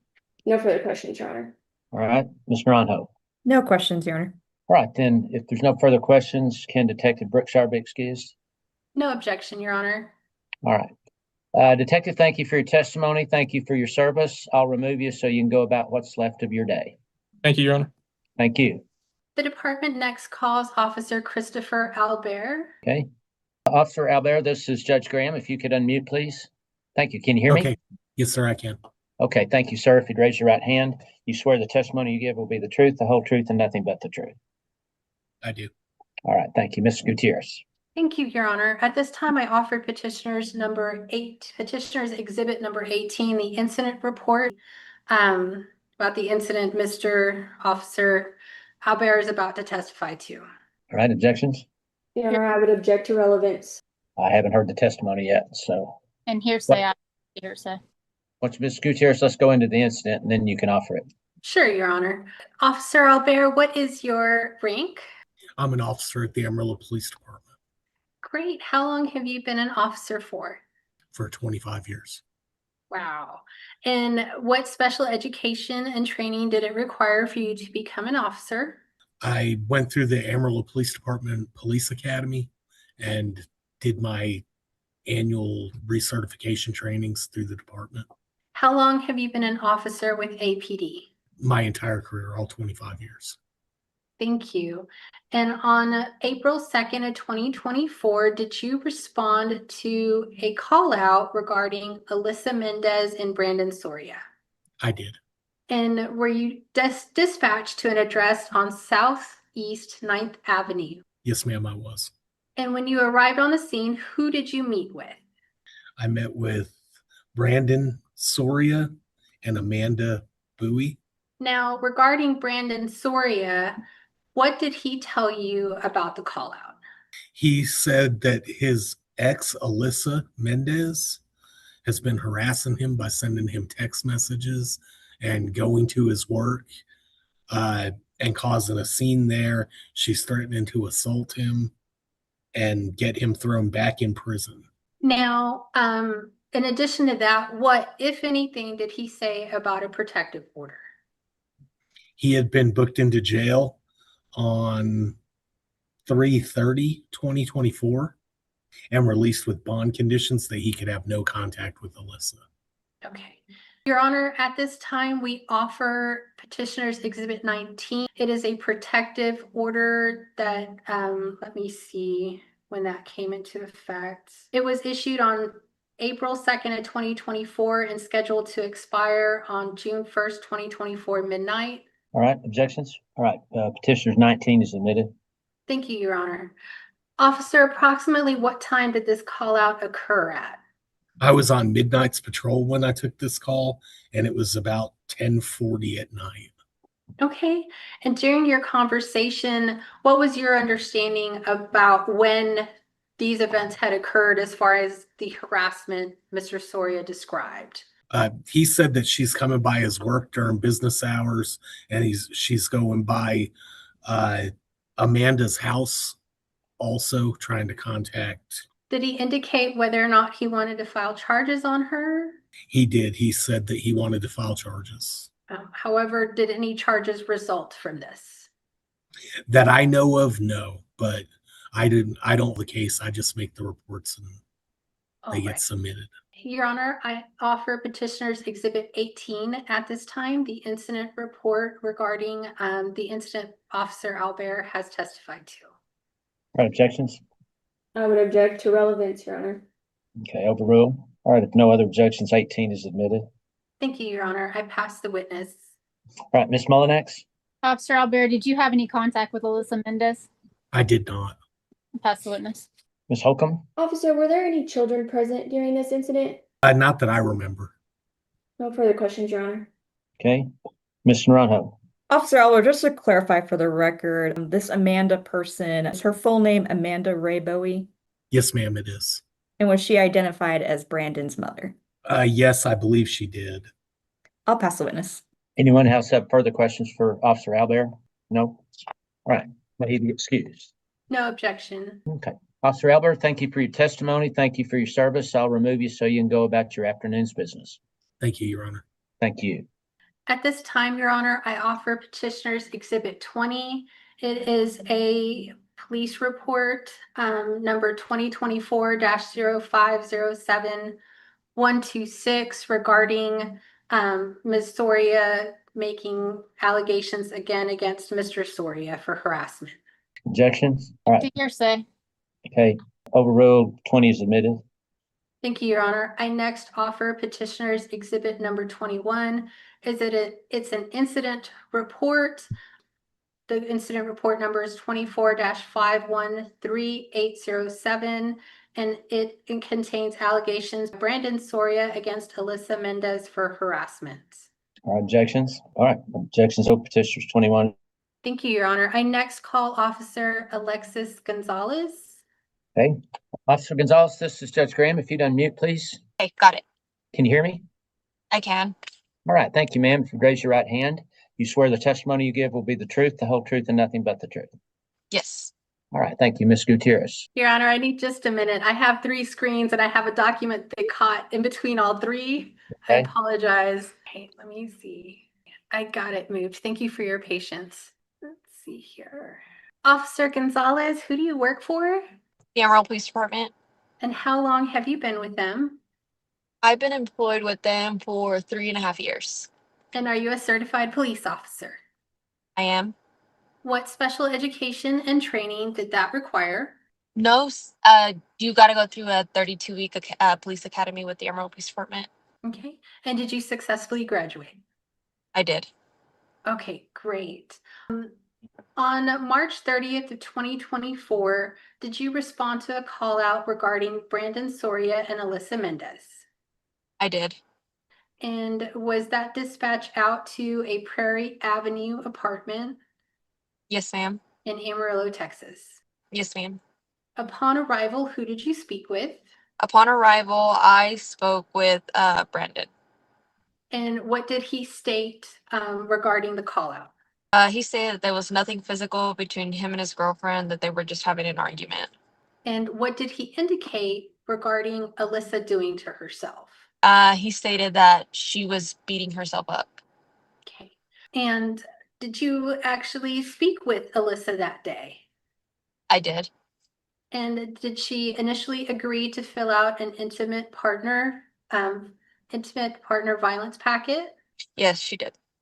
And did she end up changing her mind and refusing? Give me 1 second. I'm referring back to my report just to confirm. Yes, so she agreed and then later refused to fill it out. And what observations what did you observe on Alyssa to indicate physical harm? So I observed red marks on Alyssa's right and left forearm and a red swollen lump on the center of her chest. And was anyone arrested that day? Yes, Brandon was arrested. All right. To your knowledge, did anything come out of that arrest as far as charges? I didn't continue follow up with the case, so I am not 100% sure if something did come from it. Okay. Now, you also responded to a call out with the family in 2024. Is that correct? Yes, ma'am. And Was the date of that call out November 26th of 2024? Yes, ma'am. And on that day, were you again dispatched to Prairie Avenue? Yes. And that's a street in Amarillo, Texas. Is that correct? Yes, ma'am. Okay. And who all was present when you arrived? It was Alyssa and her 2 children. Okay. Now, this was an incident where the police had to start banging the door down. Is that correct? Leading. Oh, Sustained. I'll rephrase Gonzalez. Okay. Initially, when APD arrived, were you there as well? I was. And did anybody open the door right away? No, ma'am. What steps did Amarillo Police Department have to take in order to gain entry into the apartment? We had to force entry. And was this into the apartment of Alyssa Mendez? Yes, ma'am. Apartment 220. Okay. And you said forced entry. Can you describe, please, what occurred? Yes, ma'am. So upon arrival, I was the second one in line. There was an officer in front of me. I had already known the relationship between Alyssa and Brandon. At the time, I did not know who all was in the apartment. I knew there was a history of domestic violence. Responsive. Overrule. Go ahead. What did you do, Officer Gonzalez? Yes, sir. We knocked, we presented ourselves, we stated police. I could hear a faint crying and I could hear a woman's voice. Continue to knock. Nobody came to the door, so we used our tools to breach the door. And while APD was in the process of breaching the door, who came and responded inside the apartment? It was Alyssa. And what did she state? She stated she was having an argument over the phone with Brandon, and there was no physical violence occurring at the time. And you're breaking up. Is a court reporter able to hear her, Your Honor, and understand? Jody, did you get that? Yes, I did. Okay, she got that. All right. Thank you, Officer Gonzalez. Thank you, Your Honor. Now, what did she say about yelling and arguing, if anything? But it's like cutting out pretty bad. Okay, now she's really gonna. Not hear her. Officer Gonzalez, sometimes it helps if you turn off your video, and then it usually helps the audio. So let's try that. And now, can you say something, see if it's any better? Nope, you're back on video. Can you hear me? No, ma'am, it's still breaking up very badly. Can you hear me now? Now we can hear you. Yes, ma'am. Go ahead, Miss. Okay, there we go. Yes, ma'am. Thank you. Now, Officer Gonzalez, who was in the apartment? It was Alyssa and her 2 children. And were her children Miles and Nori? And who did she indicate had been yelling and arguing in the apartment? Object to leading. Now, what concerns did you have about any of Alyssa's statements? On that day, at that time, Yes. I guess our biggest concern is we heard crying, we heard some kind of argument. She wasn't coming to the door. Was there any hitting that was heard? Any impact sounds? Object to leading. Sustained. Now, Officer Gonzalez, who did Alyssa state was yelling, arguing, and hitting the walls, if any? Object to leading. Sustained. Just ask her what she saw, what she heard. Now, Ms. Gonzalez, Officer Gonzalez, can you tell me what statements Alyssa made about what the officers heard? Yes, so after speaking with Alyssa, she said that she was arguing over the phone with Brandon. And when I asked her why she wasn't coming to the door, she just said she couldn't hear it. She was using her hands to hit the wall because she was mad and frustrated. Your Honor, at this time, I offer petitioner's exhibit numbers. Have I already offered 17, Your Honor? I don't think you've offered, 16. I told you I wasn't going to admit now. I don't believe you offered 17. Okay, so I offer petitioner's exhibit number 17, and that is the incident report regarding the March 2024 incident. All right, objections? Your Honor. That'll be overruled. Any other objections? I would also object that this report was from Nathan Reyes. I'm sorry, what's the objection? This report from a Nathan Reyes, Improper Foundation. I don't know what report it's about. So Ms. Gutierrez, you want to ask some more questions or? Yes, Your Honor, I'll go back just a moment. Let me take a look at this. Yes, Your Honor. Petitioner's Exhibit 17 was the first incident from March 30th of 2024 that Alexis Gonzalez testified to. It is an incident report, Your Honor, by a certified police officer. Under 802, it is enterable with or without a sponsoring witness. All right, but if I recall the testimony, no children were present on that March 30th incident, correct? Let's see. Correct, Your Honor, but it goes towards the ongoing violence between the parents. I'm gonna. Your Honor, I'm showing that the children were present and that CPS was called according to page I'm 15. gonna have to find 17, then you can tell me what page we're looking at. And Your Honor, the other thing is basing it on, I believe there's lack of trustworthiness, but if we don't have a witness that actually wrote the report, then it doesn't seem like it would be trustworthy. And Your Honor, I can pull up the case law and resend it to the court if the court would like. There's case law establishing that it's enterable without a sponsoring witness. You're gonna have to send that to me. Yes, Your Honor. Give me a couple of minutes. I'll start looking now. Okay. All right. It would be page 15, Your Honor, that last paragraph. Okay, let me get to 15. It would be the third sentence that starts with due, D-U-E. Okay, both children being present on the scene. Okay, thank you. Of course. And Your Honor, can I turn off my camera and give me just a couple of minutes to find this? Certainly. Thank you. While she's looking for that, I'm going to make a quick phone call. I'll be right back. Ms. Gutierrez, are you there? I am, Your Honor. I'm into your email, so I can't see my screen right now. I'm looking at the case Corrales and Frias versus the department. Can you refer me to? Is there something there you want me to see? Can you refer me to where it is so I don't waste a lot of everybody's time? Yes. Give me a couple of seconds. It's been a little bit since I looked at this. Okay. Teresa, you can correct me if I'm wrong, but I believe it's page 5, the first 2 paragraphs. I do see that, Your Honor. I'm looking at page 3.2 about evidentiary error, but let me go to page 5. Direct me where you want me to look on page 5. It would be the first 2 paragraphs, Your Honor. Okay. Yeah, this is what I've seen before, the lack of trustworthiness. Let me finish reading that paragraph. All right. Ms. Gutierrez, have you offered 17? I will re-offer it right now. The department offers petitioner's exhibit 17 as evidence. Okay. All right. Any objections to 17? All right, then petitioner 17 submitted. And Your Honor, I had objected to hearsay. I think you were just waiting to rule on it. Sorry. Okay, that objection will be overruled. We can move on. Thank you, Your Honor. At this time, I offer petitioner's exhibit number 22 as evidence. And that is the incident report that Ms. Gonzalez testified to from November of 2024. I would also object to hearsay, Your Honor. And relevance, Your Honor. All right, hearsay will be overruled. Relevance will be overruled. 2 children were present, so overruled. Petitioner's 22 submitted. Thank you, Your Honor. Let's see here. I next call Officer Gatlin Dawn Keene. We haven't had the opportunity to question Officer Gonzalez. I am so sorry, Kendra. All right, Ms. Mullinax, questions? No questions. All right, Ms. Holcomb. No questions, Your Honor. And Ms. Naranjo. Officer Gonzalez, you testified earlier that you were already familiar with Ms. Mendez and Mr. Soria. How are you already familiar with them? From the date that we went, the 11th, I had already had one prior incident with Alyssa and her records with the Emerald Police Department. And as far as you're aware, do they have extensive records with the Amarillo Police Department? At that time, I did see the extensive, yes. And were most of the concerns involving family violence? And I'd object to speculation and hearsay and best evidence, Your Honor. We haven't, other than ones admitted here today, we don't know if there are others, and those have not been presented.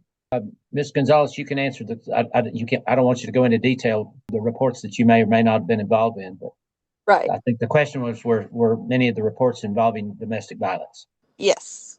Okay, thank you. I'll pass the witness. All right, anyone else have further questions for Officer Gonzalez? All right. Your Honor, thank if I could get just a 5-minute break if the court is comfortable with that. Okay, all right. Officer Gonzalez, thank you for your testimony. Thank you for your service. I'll release you so you can finish your day's business. Thank you. Have a good day. You too. Okay, we'll take a 5-minute break. Thank you. Okay, we'll get started when everybody's back. Ms. Gutierrez, your next witness. I'd like to offer petitioner's exhibit number 24 before calling my next witness. It's an incident report from February 27th of 2025 regarding a call out by Alyssa Mendez against Brandon Soria for kicking in her door. All right. Objection? Your Honor, I would object. This was after the children were removed, so I'm objecting to relevance. And hearsay, Your Honor. Hearsay's overruled. Relevance. Ms. Gutierrez, what's the relevance? Your Honor, the pattern of domestic violence continued after the removal of the children, and it's relevant when the court is considering placing the children back with the parents. All right, so that will be overruled too. So 24 is admitted. Thank you, Your Honor. The department next calls Stephen Tyler Renteria as its witness. Who? Officer Stephen Tyler Renteria. I don't have that person in the waiting room. Okay, let me take a look at this. Right. Judge, are you there? Your camera went blank. I'm here. Okay. All right. The department then offers petitioners exhibit number 25. It is an incident report for a call out on April 12th of 2025. Let's see here. A call out by Alyssa for damage to her vehicle, alleging that Brandon was the person. I would object to relevance again, Your Honor. Your Honor, I would join in that because while it may be beneficial for the return of the children, it wouldn't be relevant for either D or E grounds because the course of conduct has to be before the removal of the children and also hearsay. I'm going to grant on relevance. The children have been removed.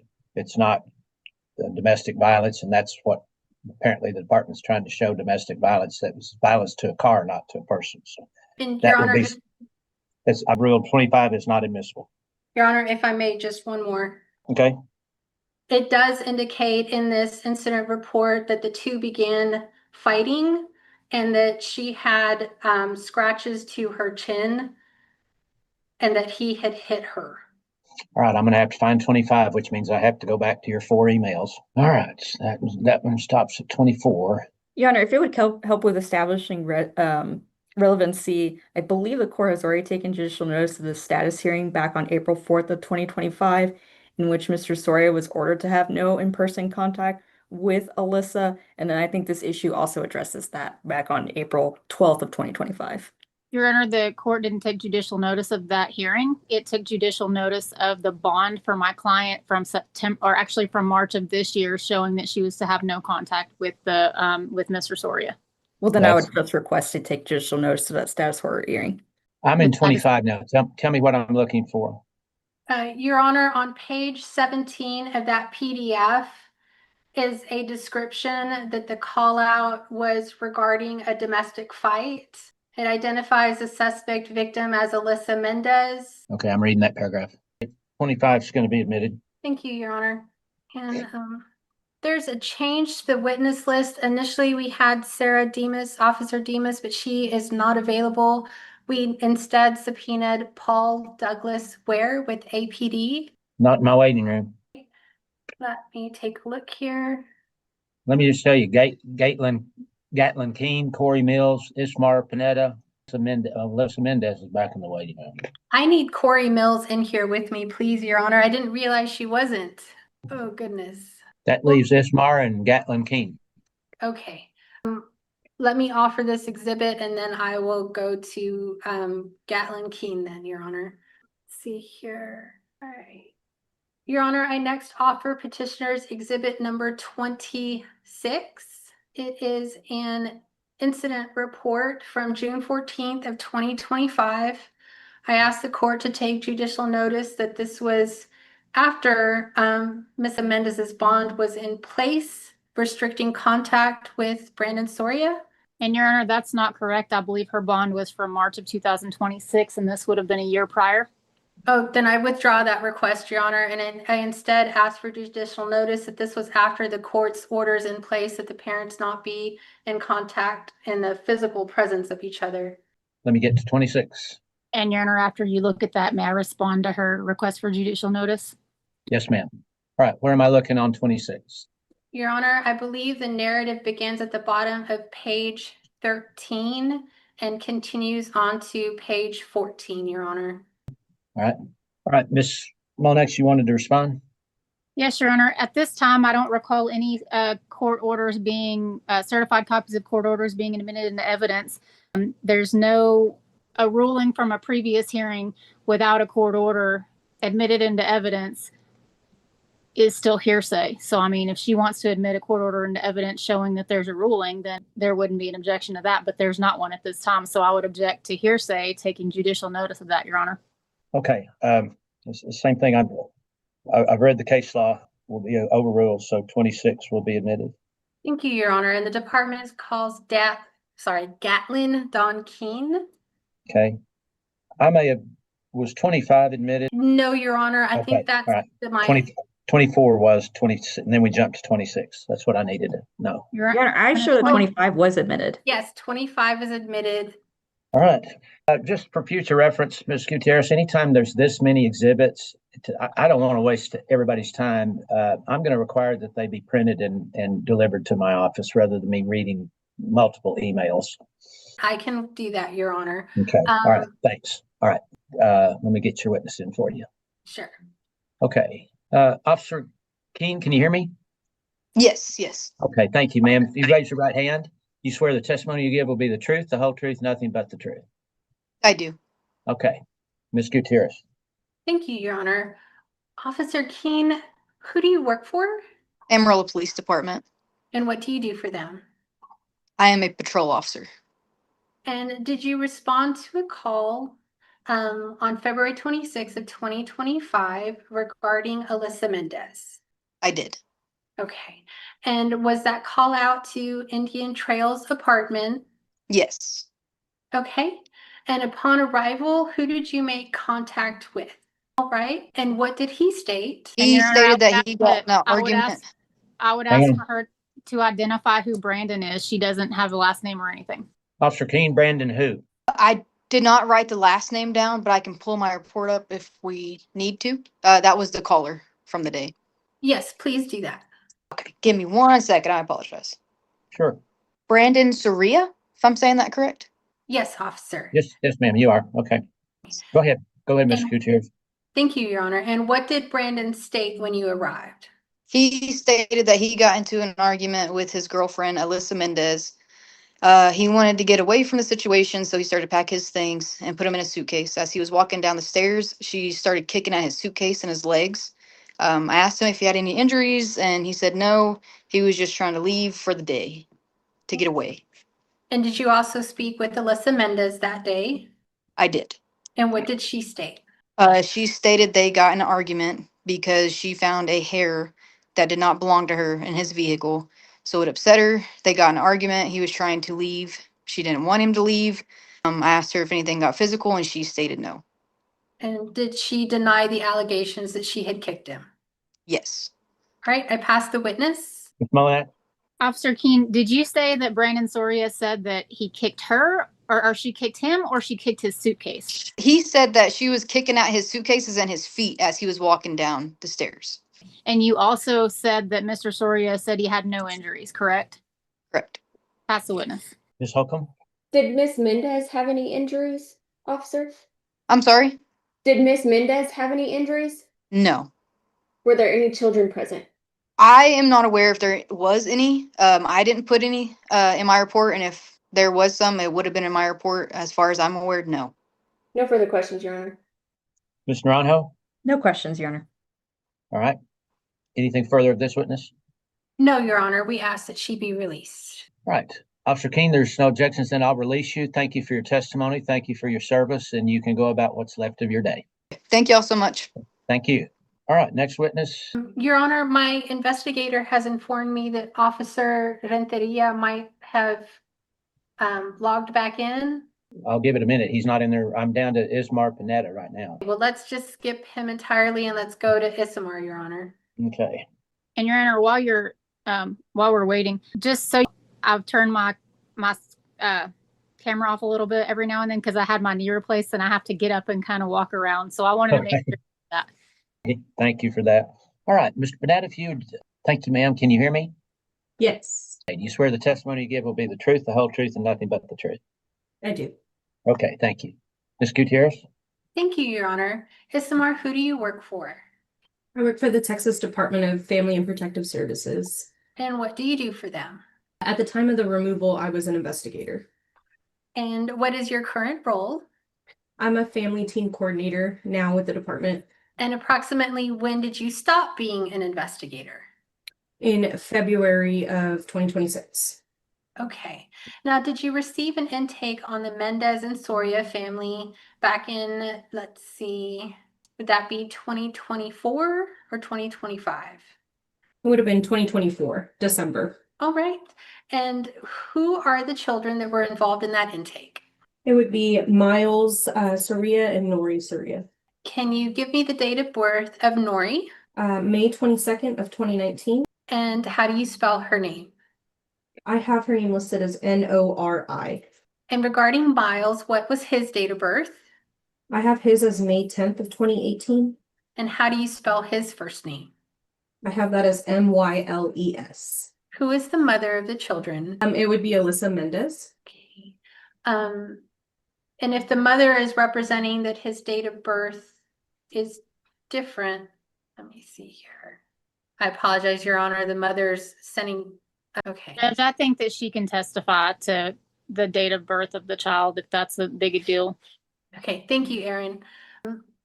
Now, Isamar, how old was Nori at the time of this intake? I believe she would have been around 6. And how old was Miles around the time of the intake? Around 5. And their father is Brandon Soria. Is that correct? Correct. Okay. What were those intake allegations? The allegations specifically were regarding concerns of domestic violence between Ms. Mendez and Mr. Soria. The report that I received talked about Ms. Mendez being seen with a black eye, bruising to her forehead and her neck. And then the report further stated that the children mentioned their father punched their mother in the face and choked her. All right. And based on that intake, did you make contact with Miles Soria on December 16th of 2024? I did. And what statements of abuse and neglect did the child make? He made a couple. He stated that he had seen his mom and dad fight before. He talked about his dad making a mess when they fight. He just gets madder and madder. He talked about them being in the living room and his punched his mom. His dad yelled at him and told him to go over there. He talked about his mom having a purple eye and hearing his mom screaming. Miles also mentioned that one time the police came to his house, he could hear the police say, "Open up, it's the police." And I'd object to hearsay with that, Your Honor. That doesn't have to do with abuse or neglect. Please continue, Ms. Pineda. He mentioned that the police used a sledgehammer to open the door because mom would not open it. The police said they were looking for Brandon Soria. They pulled their guns out and checked every room. His dad was not there. That's all he remembers. He also mentioned there being a time where his dad was in the car. He was trying to reverse to get out of there. His mom said, "You're going to run my kids over." His mom opened the door and then he took off. And he again stated that's all he remembers. Now, going back to the allegations Miles talked about where his dad punched his mom, what time frame did he state that had occurred in? He did not. He wasn't able to give me a clear time frame on that. Okay. Would you like to review your report? Yes. So it does look like he mentioned he thinks it happened around Thanksgiving. I apologize. That's okay. And did you next make contact on that same day with Nori at her elementary school? I did. And what statements of abuse and neglect, or I apologize, abuse or neglect did Nori make? Nori mentioned her mom and dad getting into a big argument and her mom telling her dad to get out of the house. She mentioned her dad messing up the house while her mom was cooking. She that her dad broke the blender and he threw all of the food off of the table. So her mom then had to make more food. She talked about her mom having bruises on her leg and a bruise on her eye and neck. She mentioned her mom trying to blend out the bruising with makeup, but it did not work. She mentioned that her people would ask her mom what happened and her mom would say nothing. She thinks all of this occurred around Thanksgiving. She also mentioned a time when she was 4 years old that her dad grabbed her mom's phone and hit her on the head with the phone. She talked about her dad smoking weed, specifically saying weed is the green stuff. Object to non-responsive. Sustain. Okay.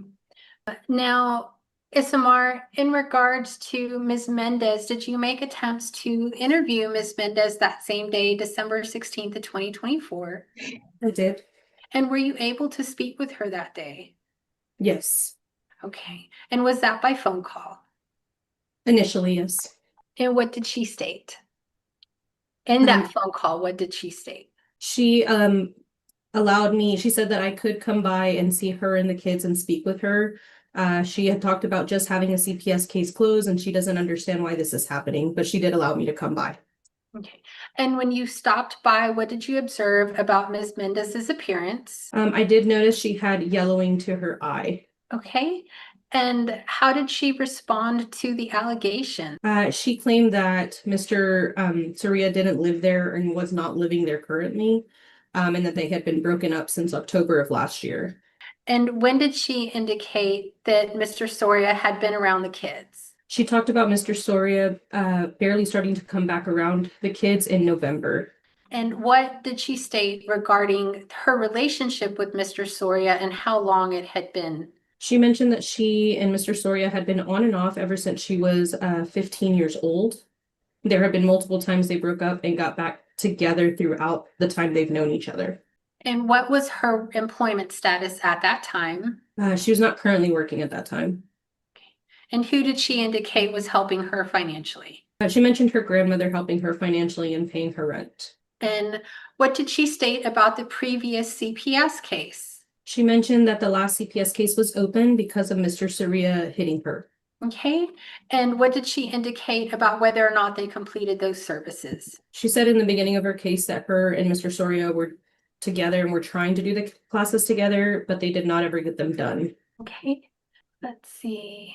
And what realization did she explain she'd had about Mr. Soria, if any? She talked about him doing even the fact that he did anger management in the last case, that she feels like it did not help. She realized that he was never going to change and that she has to leave him. And what did she state had occurred a few weeks ago? Subject to leading. Sustain. And what incidents of any recent violence did Ms. Melissa Mendez describe? She spoke about a incident that happened while the kids were asleep. She had mentioned getting out of the shower when the argument started between the two. Mr. Soria was trying to leave and she did not want him to leave until they could fix things. She mentioned grabbing onto a side bag that he had, and she wouldn't let go of it. Mr. Soria was swinging her around while she was holding onto this bag. She mentioned Mr. Soria striking her in the face, and she let go of the bag. She lost her breath. She then wrapped herself in a blanket and was crying. She mentioned Mr. Soria finally calming down and trying to talk to her and saying, "I don't know why you make me do these things." That's what she referred to as far as the previous incident. And how long ago had she indicated that this occurred? At the time of when I interviewed her, she said 3 weeks ago. Now, during your interview, did Nori come into the room? Yes. And how did Ms. Mendez respond? At the time when Nori came in, I asked if she wanted to send Nori back to her room since we were going to be discussing the next steps of the CPS case. Ms. Mendez told me that it was fine. Her daughter knows everything. She's very mature for her age, and she tells her everything. And why did that cause concern for you? At the time, it caused concern for me because Nori was only 5 years old, and I did express that to Ms. Mendez. I explained to her that her daughter needs to be worrying about school, her friends, etc. She should not be worried about the problems going on between her and Mr. Soria. And at this point, how many previous cases had Brandon and Alyssa had with CPS? At that time, my current case would have been the 4th CPS case that they had. And what types of cases had they had previously with CPS? All were referring to domestic violence. And had all 3 been referred to the Family-Based Safety Services Program? Correct. And what is the Family-Based Safety Services Program? It is a program that we have within the department where we feel like it's where we send our families that we feel like could benefit from further services outside of the investigation stage. And is it also an opportunity, or let me rephrase, what services can that Family-Based Safety Services Program provide to a family in need? It would depend on the circumstances of the case, but a lot of the times it's to mitigate the concerns. So specifically for domestic violence, it would be. Hold on, Isamar, I'm so sorry. Your Honor, there's a message from Ms. Mendez that her attorney is not in the hearing anymore. I don't know if that's correct, but She's right. She just now came into the waiting room. okay. Thank you. I'm so sorry for interrupting, Isamar. Can you please continue? You were describing, I think, the services and addressing the issues, things like that. Yes, so specifically for domestic violence cases, FBSS tends to refer them to individual counseling, sometimes couples counseling after that, if it's counseling for the kids and things of that nature. And based on the history of the family and the current concerns, was a safety plan entered into with Alyssa Mendez? Yes. And what was that safety plan? The safety plan was that she were to remain in the home with the kids and not allow Mr. Soria back into the home. Okay. And did she that she understood the safety plan? Yes. Okay. Right. Did you have an opportunity to tour the home on that day? I did. And what did you observe? The home was very clean, appropriate, food for the kids. The only concern I had is there were 3 holes that I observed in the wall of the apartment. And what did Ms. Mendez state regarding the holes? She stated that she punches the wall when she gets really upset, and that is why those holes were there.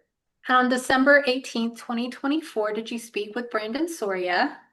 I did. And was he informed of his rights? Yes. And how did he respond? He refused to sign the form. Okay. And did he refuse to answer any questions? Correct. He stated he wanted to speak with an attorney first. And did you inform him of the safety plan in place with Ms. Mendez? I did. Okay. And did you specifically inform him that if it was broken, the department may need to look at removal of the children?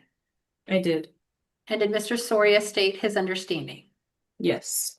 Following that, did you make attempts to contact Ms. Mendez over the next few days? I did. And on December 20th, 2024, did you make an unannounced visit to Ms. Mendez's home? Yes.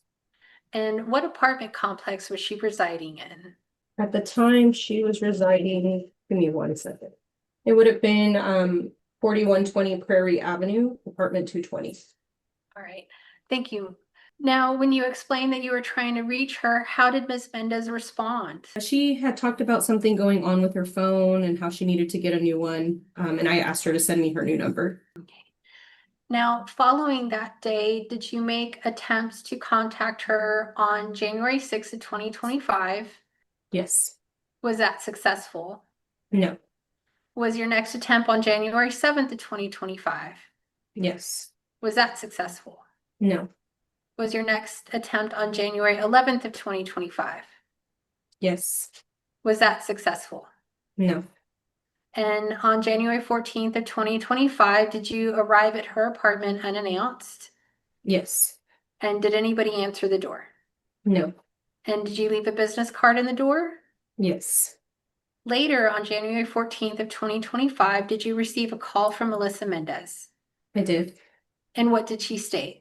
I explained to her that she told me that she was calling me. She put my card in her door. And did she confirm that Mr. Soria had not been back in the home at that time? Correct. And what did she express about how she felt about doing another CPS case? She was frustrated since they did just have a CPS case close. And how did you respond to that? I talked to her about it being necessary, especially considering the amount of history that they have, including or regarding domestic violence. Okay. Now, on January 17th, 2025, did you again visit Nori and Miles at their elementary school? I did. And what statements of abuse and neglect did Nori make? Nori explained that her dad was, I'm so sorry, give me 1 second. I initially asked both Nori and Miles if their dad was back in the home, to which Nori shook her. Non-responsive. Overruled. You can answer. Nori told me that she shook her head yes. At that time, Miles told Nori to stop. I asked Miles to let his sister speak. At that point, I asked how long their dad had been there, and Miles had responded with a couple of days. And he stated that their dad was at their house now. And Your Honor, I would object to relevance on all of that, non-responsive, and I would ask for a running objection for those issues. All right, she'll have your running objection and that'll be overruled. And Isamar, based on that new information, what did you do next? At that time, I staffed with my supervisor, and then we staffed with our legal team, and we felt that removal of the children was necessary. Now, regarding reasonable efforts to prevent or eliminate the need for removal, can you please tell us what steps the department had taken? With this specific investigation, we did implement a safety plan with Mr. Surya not coming back into the home. Both parents understood the circumstances of that safety plan and still Object to speculation, Your Honor. Sustained. I'm sorry. Isamar, going back to the statements of Nori and Miles, would you agree that indicated the safety plan had been broken? Yes. Just leading. Sustained. Isamar, in regards to the statements of Nori and Niles, what did that indicate regarding the safety plan? According to their statements, it indicated to me that the safety plan had been broken by Mr. Surya being allowed back into the home. And additionally, did the case get reevaluated for the Family-Based Safety Services Program? Yes. And what was the result of that evaluation of the appropriateness for that program?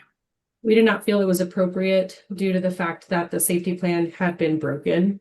And had the family also been unsuccessful in the previous family-based safety services cases?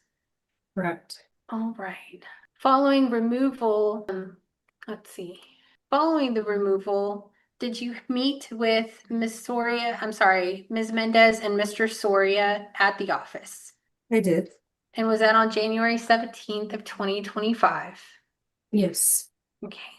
Now, going back to the removal, was the removal necessary due to the immediate danger towards the children? Yes. And was there no time for an adversary hearing to be held in order to get them safe? Object to leading. Sustained. All right. Isamar, how much time did the department have to get these children safe?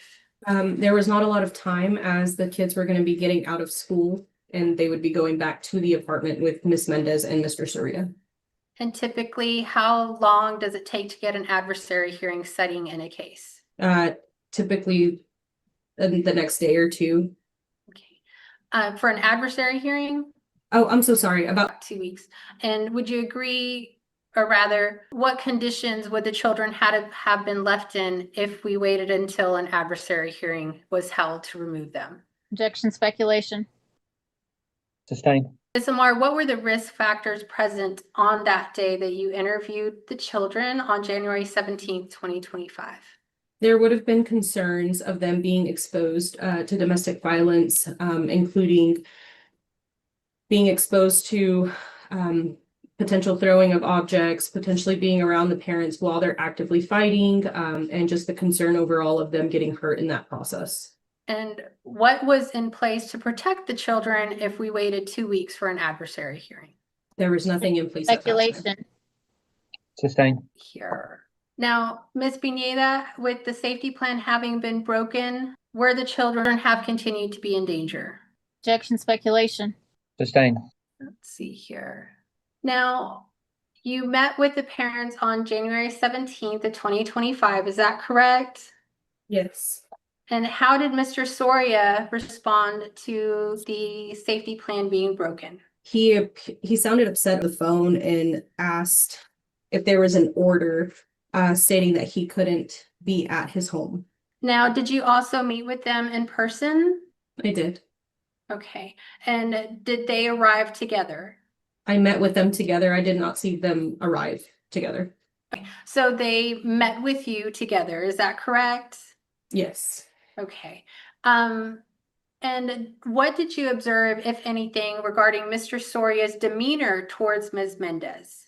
There was one specific incident during the interview or during the discussion with them where he did give her a threatening and menacing look. All right, I pass the witness. Ms. Mullinex. Ms. Is it Pineda? Is that what you go by, or Hernandez Pineda? Either one. Okay. You were the investigator on this case, and you have testified up through January 17th of 2025. Is that correct? Yes. Were you present for the adversary hearing in this matter? Yes. Have you had any interactions with either of these parents since the adversary hearing in this matter? I have not. So you don't personally have any information about what has happened since that time. Is that correct? Correct. And I was gone for a little bit of your testimony. I got kicked off because my iPad just restarts. So I apologize if I ask you something that you testified to. You said you went to the house. How many times did you go to the house and actually speak to Ms. Mendez or the apartment? I believe it would have been 2 to 3 times. If I can have 1 second, I can give you a specific number. So there was the initial time that I spoke to Ms. Mendez, which would have been on December 16th of 2024. I then met again with her on December 20th of 2024. And then January 14th. Is that right? Yes. Okay. And was she cooperative with you each time that you came whenever there was somebody at the residence? Yes. And you testified that you had tried to call and there was no answer several times, but eventually were you always able to get in contact with her, whether it was leaving a business card or something else? Eventually, yes. Okay. And you said that the home was clean and appropriate. Is that right? Yes. Did the children ever give any indication to you that they had been harmed by their father at all? Not physically, no. Did the children ever give any indication to you that they had been physically harmed by their mother? No. Okay. And did you see any markings on the children whenever you talked to them both times or either time, I guess? No, I did not. Did you, whenever with Ms. Mendez at her residence, were the children ever present for any of those meetings? During the initial interview, Nori did come in for a brief time. But aside from that, they were always in their room. Okay. So you spoke to them at school earlier in the day and then you came to see her later. Would that be fair to say? Yes. Okay. And so did she interact with Nori on that occasion? If you recall. I was concerned at that she wanted Nori to be present for the discussion we were having regarding the domestic violence. Okay, so you didn't testify to that. You said Nori came in. So she specifically told you that she wanted Nori to be in there? When I asked her if she wanted Nori to be there, she explained that she was mature for her age and that she had shared things with her. And so she said, I want her to be in here. If you give me 1 second, let me look back at the specific phrasing. Whenever I asked Miss Mendez if she wanted to send Nori to her room while we discussed the next steps, Miss Mendez stated, "It is fine. Nori knows everything and she's very mature for her age. She tells her everything." Okay, and this was after you had already spoken to the kids and gotten about everything, right? Yes. So you were concerned about having a conversation in front of Nori about things you had already asked Nori about? It was mostly regarding the domestic violence and the potential of them being removed if the safety plan was broken. Okay, so let me ask my question again. Other than her saying it was fine that Nori was mature for her age and she'd be there, did you have any concerns about her interactions with Nori, like physically? No. She didn't beat on her and make her go to a room while you were there? No. Children didn't look starved or anything like that? No. Did she have enough food in her house or did you look? I did get a tour of the home and there was food in the house, yes. Whenever you met with the parents after the removal, I think it was January 17th of 2025. Is that the correct date? Yes. You said that there was one time that Mr. Soria gave her a threatening, menacing look. I mean, how do you know that it's a threatening look? What kind of look is that? Something over the years of the experience of being an investigator that I've noticed when it comes to domestic violence relationships.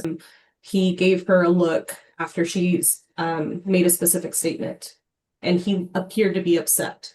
So he looked at her and he was upset. So that was menacing, correct? Again, just due to the experience that I've seen over the years, that's what I gathered, yes. Okay. But you don't know what he was thinking, right? Correct. He didn't tell you, I'm going to kill that girl or anything like that. Objection, Your Honor. Argumentative. Overrule.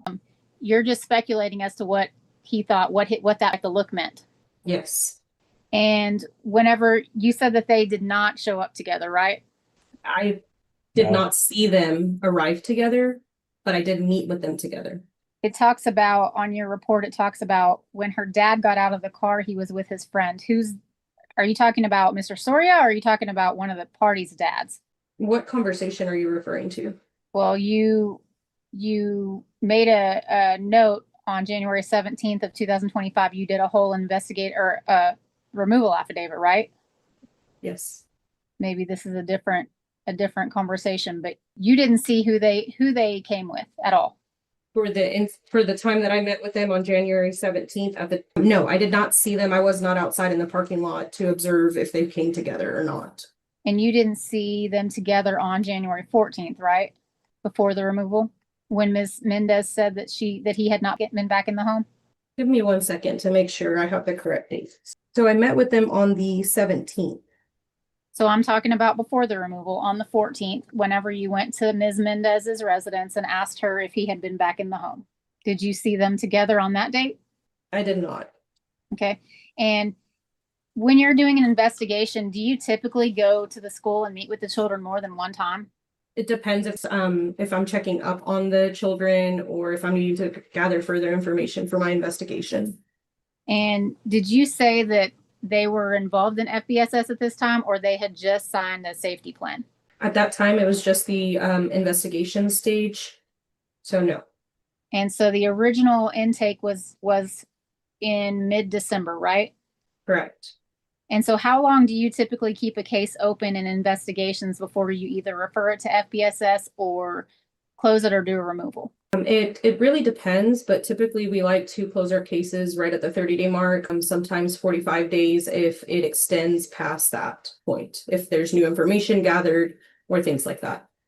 So when there was a safety plan put in place, were there any services that needed to be worked or anything other than just they didn't need to be around each other? Not at that time. The services don't typically get worked until we refer them over to our FBSS program. I pass the witness. Ms. Holcomb? And Ms. Pineda, Good afternoon. as you sit here today, you're not aware of any services that have been completed since the start of this case. Is that correct? Correct. Going back to the time of removal, did Brandon have a job at this point in time? I am not entirely sure since I was not able to interview Mr. Surya. Do you know where he was living at this time?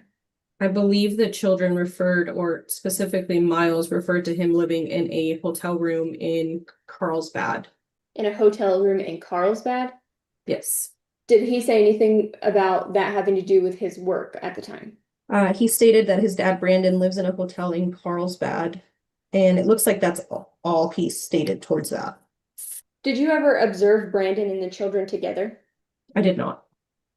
You only observed Alyssa and the children together? Yes.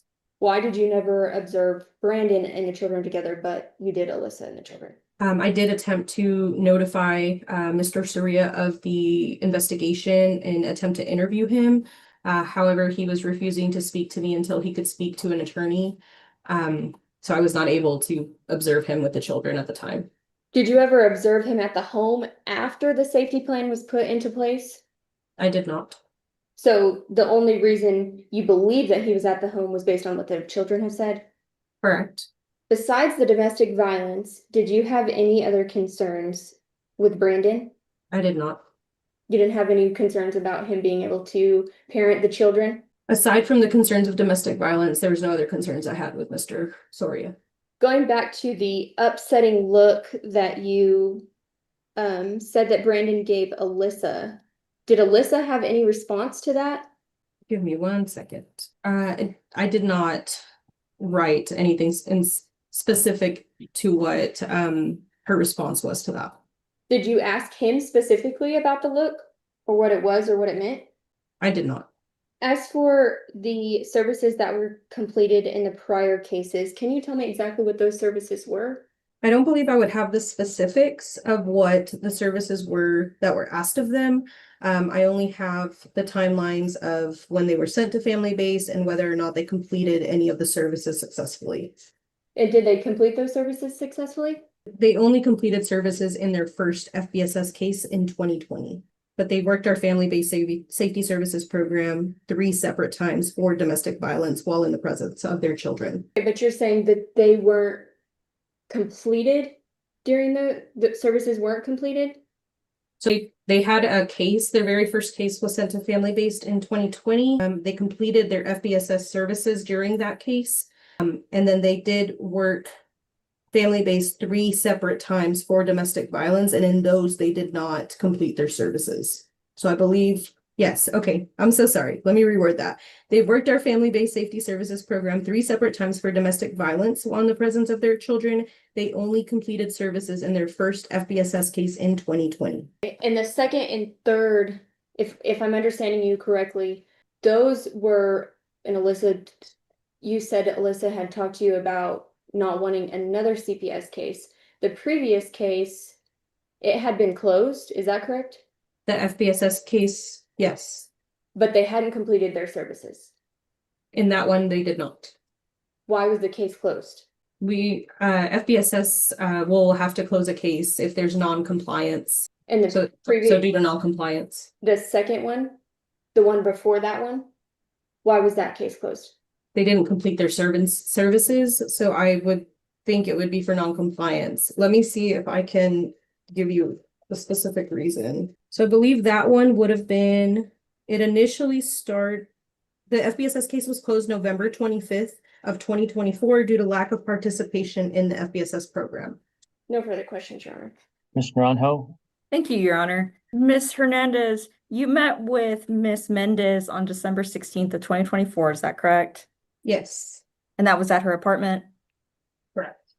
Now, when you met with her at her apartment, did she state to you that over the time that her and Mr. Soria have been together, that he has assaulted her a total of 6 times?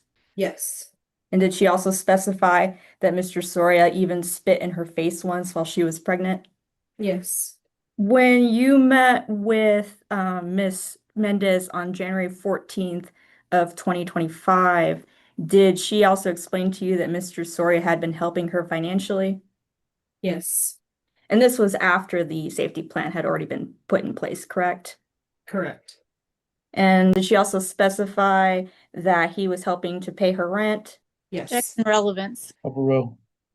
Did she also specify that he was helping her pay for Ubers back and forth from the school? Correct.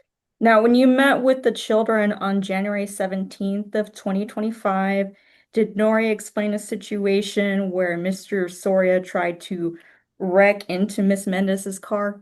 Yes. And did she explain that the cops were called because her mom was banging on the door, fighting with her dad on another instance? Yes. I'll pass the witness. All right. Anyone have further questions for this witness? No, Nope. Your Honor, we Okay. ask that she be released. All right. All right. There's no objections. Ms. Panetta, thank you for your testimony. I'll release you so you can go about your evening's business. Thank you, Judge. Thank you. And Your Honor, if we could take maybe a 10-minute break or even 5 minutes would help. Okay. We'll take a break. We'll be back 5-10 minutes. I'll wait till everybody's back to start. Thank you. We'll get started when everybody's back. Just want to inform everybody that it doesn't look to me like we're going to be finishing by 5 o'clock. We've got Jody and I have 9 o'clock till noon tomorrow, and then neither one of us can go any farther past noon. So if we can't finish, if we have to break today at 5, we will just pick a day that we can all be back with Jody. I don't like to have multiple court reporters for final hearings. So, Judge, I have a final CPS in Hutchinson in the morning tomorrow, so I can't do in the morning. okay, well then we'll just have to pick another day if we're not finished by 5, which obviously I don't think we will be. So We won't be, Your Honor. we'll just, Ms. Gutierrez, you have other witnesses, I assume. I think I have one more witness I can fit into today, Your Honor. Okay, if we can finish anywhere close to 5, let's go till close to 5. If not, we can just go ahead and break now, and we'll have to get a day that everybody's available to come back. I'm calling JP Hamilton, Your Honor, depending on objections. Well, I think it would take 15 minutes or maybe 20. Okay. Who are you calling? I don't have anybody in the waiting room. It's John Hamilton. He's actually my okay. investigator in this hearing, Your Honor. Sure, he's here. Let's go ahead and try it. We could break in the middle of a witness. I don't like to ever do that, but let's use what time we have. Okay, thank you. Okay, Your that's Honor. your next witness? Yes, Your Honor. All right. Mr. Hamilton, if you'd unmute, please. Yes, sir. Thank you, sir. If you'd raise your right hand. You swear the testimony you give will be the truth, the whole truth, and nothing but the truth. I do. Okay, Ms. Gutierrez. Thank you, Your Honor. John, who do you work for? I work for the Randall County District Attorney's Office. And do you go by the name JP? I do. All right, thank you, JP. And what do you do at the DA's office? I am an investigator. And have you reviewed petitioner's exhibit number 27? I have. And what does that appear to be? It is a video recording of Mr. Soria and Mrs. Mendez getting out of a vehicle together. And when did you take, and let me rephrase, who took the video? I did. And when did you take it? On March 11th of 2026. And how did you operate the video camera? How did I operate it? By holding it to the window and pressing the record button. And what device was that video camera on? It was on a cell phone. And how accurately does that video camera record? I believe it was 30 frames per second. And when I with say high accuracy, if I may explain, when I say accuracy, is it making an accurate representation of what you saw? Your Honor, I don't know if it's an issue, but we lost Miss Mendez. Okay, she's back in the waiting room. Apologies, Miss Gutierrez. That's okay. Okay, she's back with us. Thank you, Your Honor. Now, does it take an accurate recording of what you're seeing? Yes, ma'am. And where was this video recording taken? It was taken at outside of Mr. Soria's apartment In what city and state? in Canyon, Texas. And how familiar are you with the appearance of Brandon Soria? I can recognize him, and based on his driver's license photo and seeing him in prior hearings, And how familiar are you with the appearance of Alyssa Soria? I would give the same answer. All right. And who is in this video? In this video, it is Mr. Soria and Mrs. Mendez. And are they together? They are. And Your Honor, at this time, we offer petitioner's exhibit number 27 under the Texas Rule of Evidence 901. All right, objection? Your Honor, may I have word out of the witness? You may. Mr. Hamilton, did you see the parties prior to this, or was this the only time that you saw the parties? Had I seen the parties prior to taking the video? Yeah, like when you pull up, do you see them before that, or do you see them after you turn off the video? I turned off the video after they went out of line of sight of the video. I saw them going to the apartment, but that was not within the line of sight of the video. It was just them getting out of the vehicle together. And so you said that you were familiar with what Ms. Mendez looks like. Am I correct that there's only a side of a female's face in this video? It shows mainly the side of her face. And so how can you accurately identify somebody by the side of their face only? Well, profile pictures, I guess looking at somebody from their profile doesn't necessarily change their appearance. Did you look at a profile picture of Ms. Mendez?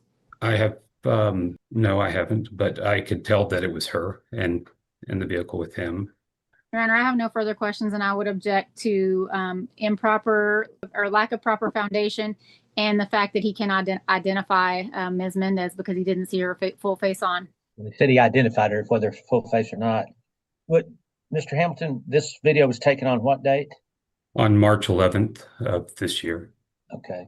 Ms. Gutierrez, what's the purpose of the exhibit? Your Honor, this video was taken after the bond condition against Ms. Mendez was in place. And I apologize. I think I referred to her as Ms. Soria earlier. I do apologize for that. That was Exhibit 10. That bond condition was set in place on March 24th of 2026. Additionally, there are the court's own orders against them being physically together. And Your Honor, Let me, excuse me. What I saw in Exhibit 10 was mother's bond condition was no contact with the victim, but that was from 3/24/26. This video was taken 3/11/26. Oh, I apologize, Your Honor. Then And I'm let wrong. me go further too. I'm looking back on my orders. My order was at the status hearing on, again, March 24th. No, I'm sorry, that was March 24th, 2025. Never mind. I stand corrected. The court ordered they have no contact with each other at the status hearing on March 24th, 2025. So I'm going to overrule that objection, and I will admit it based on what I found as the court order almost a year before. Thank you, Your Honor. The department next, I'm sorry, I'll go ahead and continue questioning Mr. Okay, JP. JP, when was the last you watched Brandon Soria's apartment? It was on, And what did you see that day? well, as I was pulling into the parking lot of the apartment complex, saw Mr. Soria and Mrs. Mendez get into her Volkswagen Beetle and drive out of the parking lot. I pass the witness, Your Honor. all right, Ms. Mullinax. Whenever you were watching them on March 11th of 2026, what was the purpose of watching them? To see them together. And who gave you that instruction? Objection, Your Honor. It's attorney work privilege. Sustained. And what was the purpose of watching them on June 26th of 2026? For the same purpose. And Just so, I'm sorry. and so on March 11th of 2026, she didn't have a bond condition at that time. Is that correct? I do not have the answer to that. I don't know. So you're just told, hey, go watch for these people, that you look for their pictures of their driver's licenses. Your Honor, objection. That's a mischaracterization of JP's testimony on how he recognized the parties. I would also object to argumentative. I think that's exactly what he said, Your Honor. Yeah, I heard what I heard, so we can move on. So had you ever had any interaction with either of these people? Personal interactions? No. Did you ever on March 11th of 2026 or June 26th of 2026 go try to find out why they were together? I've never had any. Objection, relevance. Overruled. You can answer the question. No, I've never spoken to them about why they were together. I pass. All right, Ms. Holcomb. Mr. Hamilton, how do you know that this was Brandon's apartment? Well, I've spoke with the apartment manager who's told me that the apartment is leased by him, and then also his vehicle being in front of it and him exiting it and entering it on occasions. Exiting the apartment or the vehicle? Well, both, but I was referring to the apartment. So he was physically exiting this apartment? Yes. Had you ever seen Brandon prior to March 11th? Not in person, Where had you seen him? through his driver's license photo. His driver's license photo was the only photo that you had seen of him at that point. Is that correct? Yes. Would you say that it's normal for people's driver's license photos to change over time? Oh, of course. So how are you sure that this was Brandon at that time? How was I sure that it was? Because he was going into his apartment and exiting his vehicle and looked like him. Why would you say it looked like him? Because based on my viewing of his photographs and comparing it to the person I saw there before me, it appeared to be him. Can you see Mr. Soria today? Yes. Does he look the same as he does in that video? I think he's gotten a haircut. Today he's gotten a haircut? Since Like the recently? video, Does right? he have a beard today? He does have a beard today. Is he wearing glasses today? He is not wearing glasses today. Was he wearing glasses in that video? I would need to review the video again to recall. It's been, Do you know if he had a beard in that video? I don't recall. No further questions, Your Honor. Okay, Mr. Ronho, any questions? Just briefly, Your Honor. Mr. Hamilton, are you normally present during these CPS hearings? Yes, ma'am. Are you normally present during these specifically for involving the Soria children? Yes, ma'am. And so would you have also observed Ms. Mendez and Mr. Soria during these hearings? Yes, ma'am. And would that also help you to identify them? Absolutely. I'll pass the witness. All right, anyone have further questions? Just one question, Your Honor. Okay. When you were asked if you had seen Mr. Soria prior to March 11th of 2026 in that video, other than his driver's license photo, why would you not mention that you had been at these hearings and seen both of the parties? I believe in my original, and when I originally answered the question, I was asked how I was able to recognize him. I did mention through Zoom. Okay, that's the witness. Anyone else? All right. Yes, just for clarification, Mr. Hamilton, I asked you if you had seen Mr. Soria prior to this, prior to March 11th, I'm sorry. And you testified it was through his driver's license photo? Yes, that is one way I've seen him. Okay, so now you're saying you have seen him through his driver's license photo and on Zoom? Am I just now saying that? Yes. Previously you testified it was just for the driver's license photo and now you're saying it's through Zoom. I don't believe that's what I said specifically, but I have seen him through Zoom hearings. I believe I've also seen photographs of mugshots, which I didn't say previously. Had you seen him through Zoom hearings prior to that March 11th date or after that date? I don't believe I'd seen him since that or after that date. No further questions, Your Honor. Anyone else? No, Your Honor, we ask that JP remain in the hearing since he is my investigator. Okay. And I want to be sure, I'm sorry, I was trying to answer a text message, but I was going to have for you, Mr. Hamilton, based on Mr. Sawyer's arrest record, you were able to see his mugshots too. Is that correct? Yes, sir.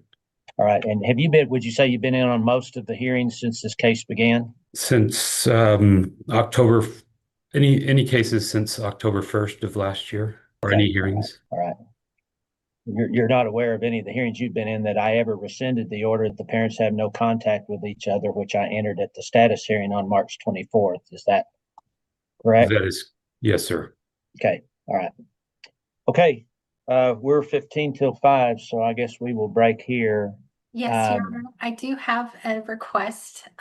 Since Jody is the court reporter, we also attempted to line up the psychologist that did Ms. Mendez's psychological evaluation. Unfortunately, he is traveling internationally on a cruise ship. This week he was unavailable. He let me know that the internet on those ships is not reliable. I have not subpoenaed him. Okay. He let me know that he would be available Monday or Tuesday of next week. I don't know if Tuesday is an option for next week, but that would be preferable. Let me pull up my calendar. Tuesdays are never allowable unless Judge Baker doesn't have court. So everybody involved's not in her court. And I have no access to her docket. So let's do this. Let's just, why don't you contact Tracy in our office Yes, sir.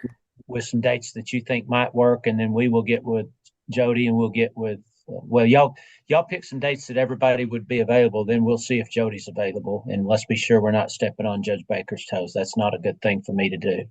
So, Agreed, Your Honor. So do you want us to try to do it on a Monday then? really, I mean, if you can come up with a Monday, or, we always try to accommodate Randall County cases on Friday.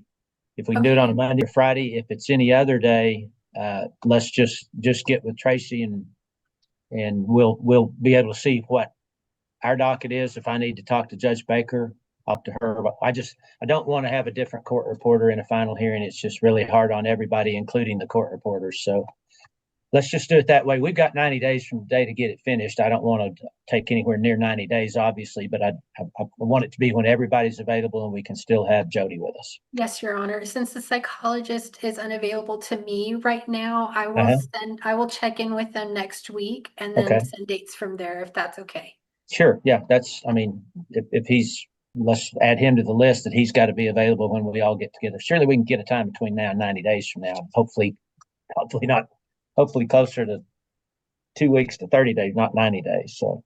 Absolutely. Thank you, Your Honor. Okay. All right. We'll be in recess, as I said, and we'll reconvene once it's convenient for everybody. So what would you may not but can you give me any kind of estimate on how much longer it might take?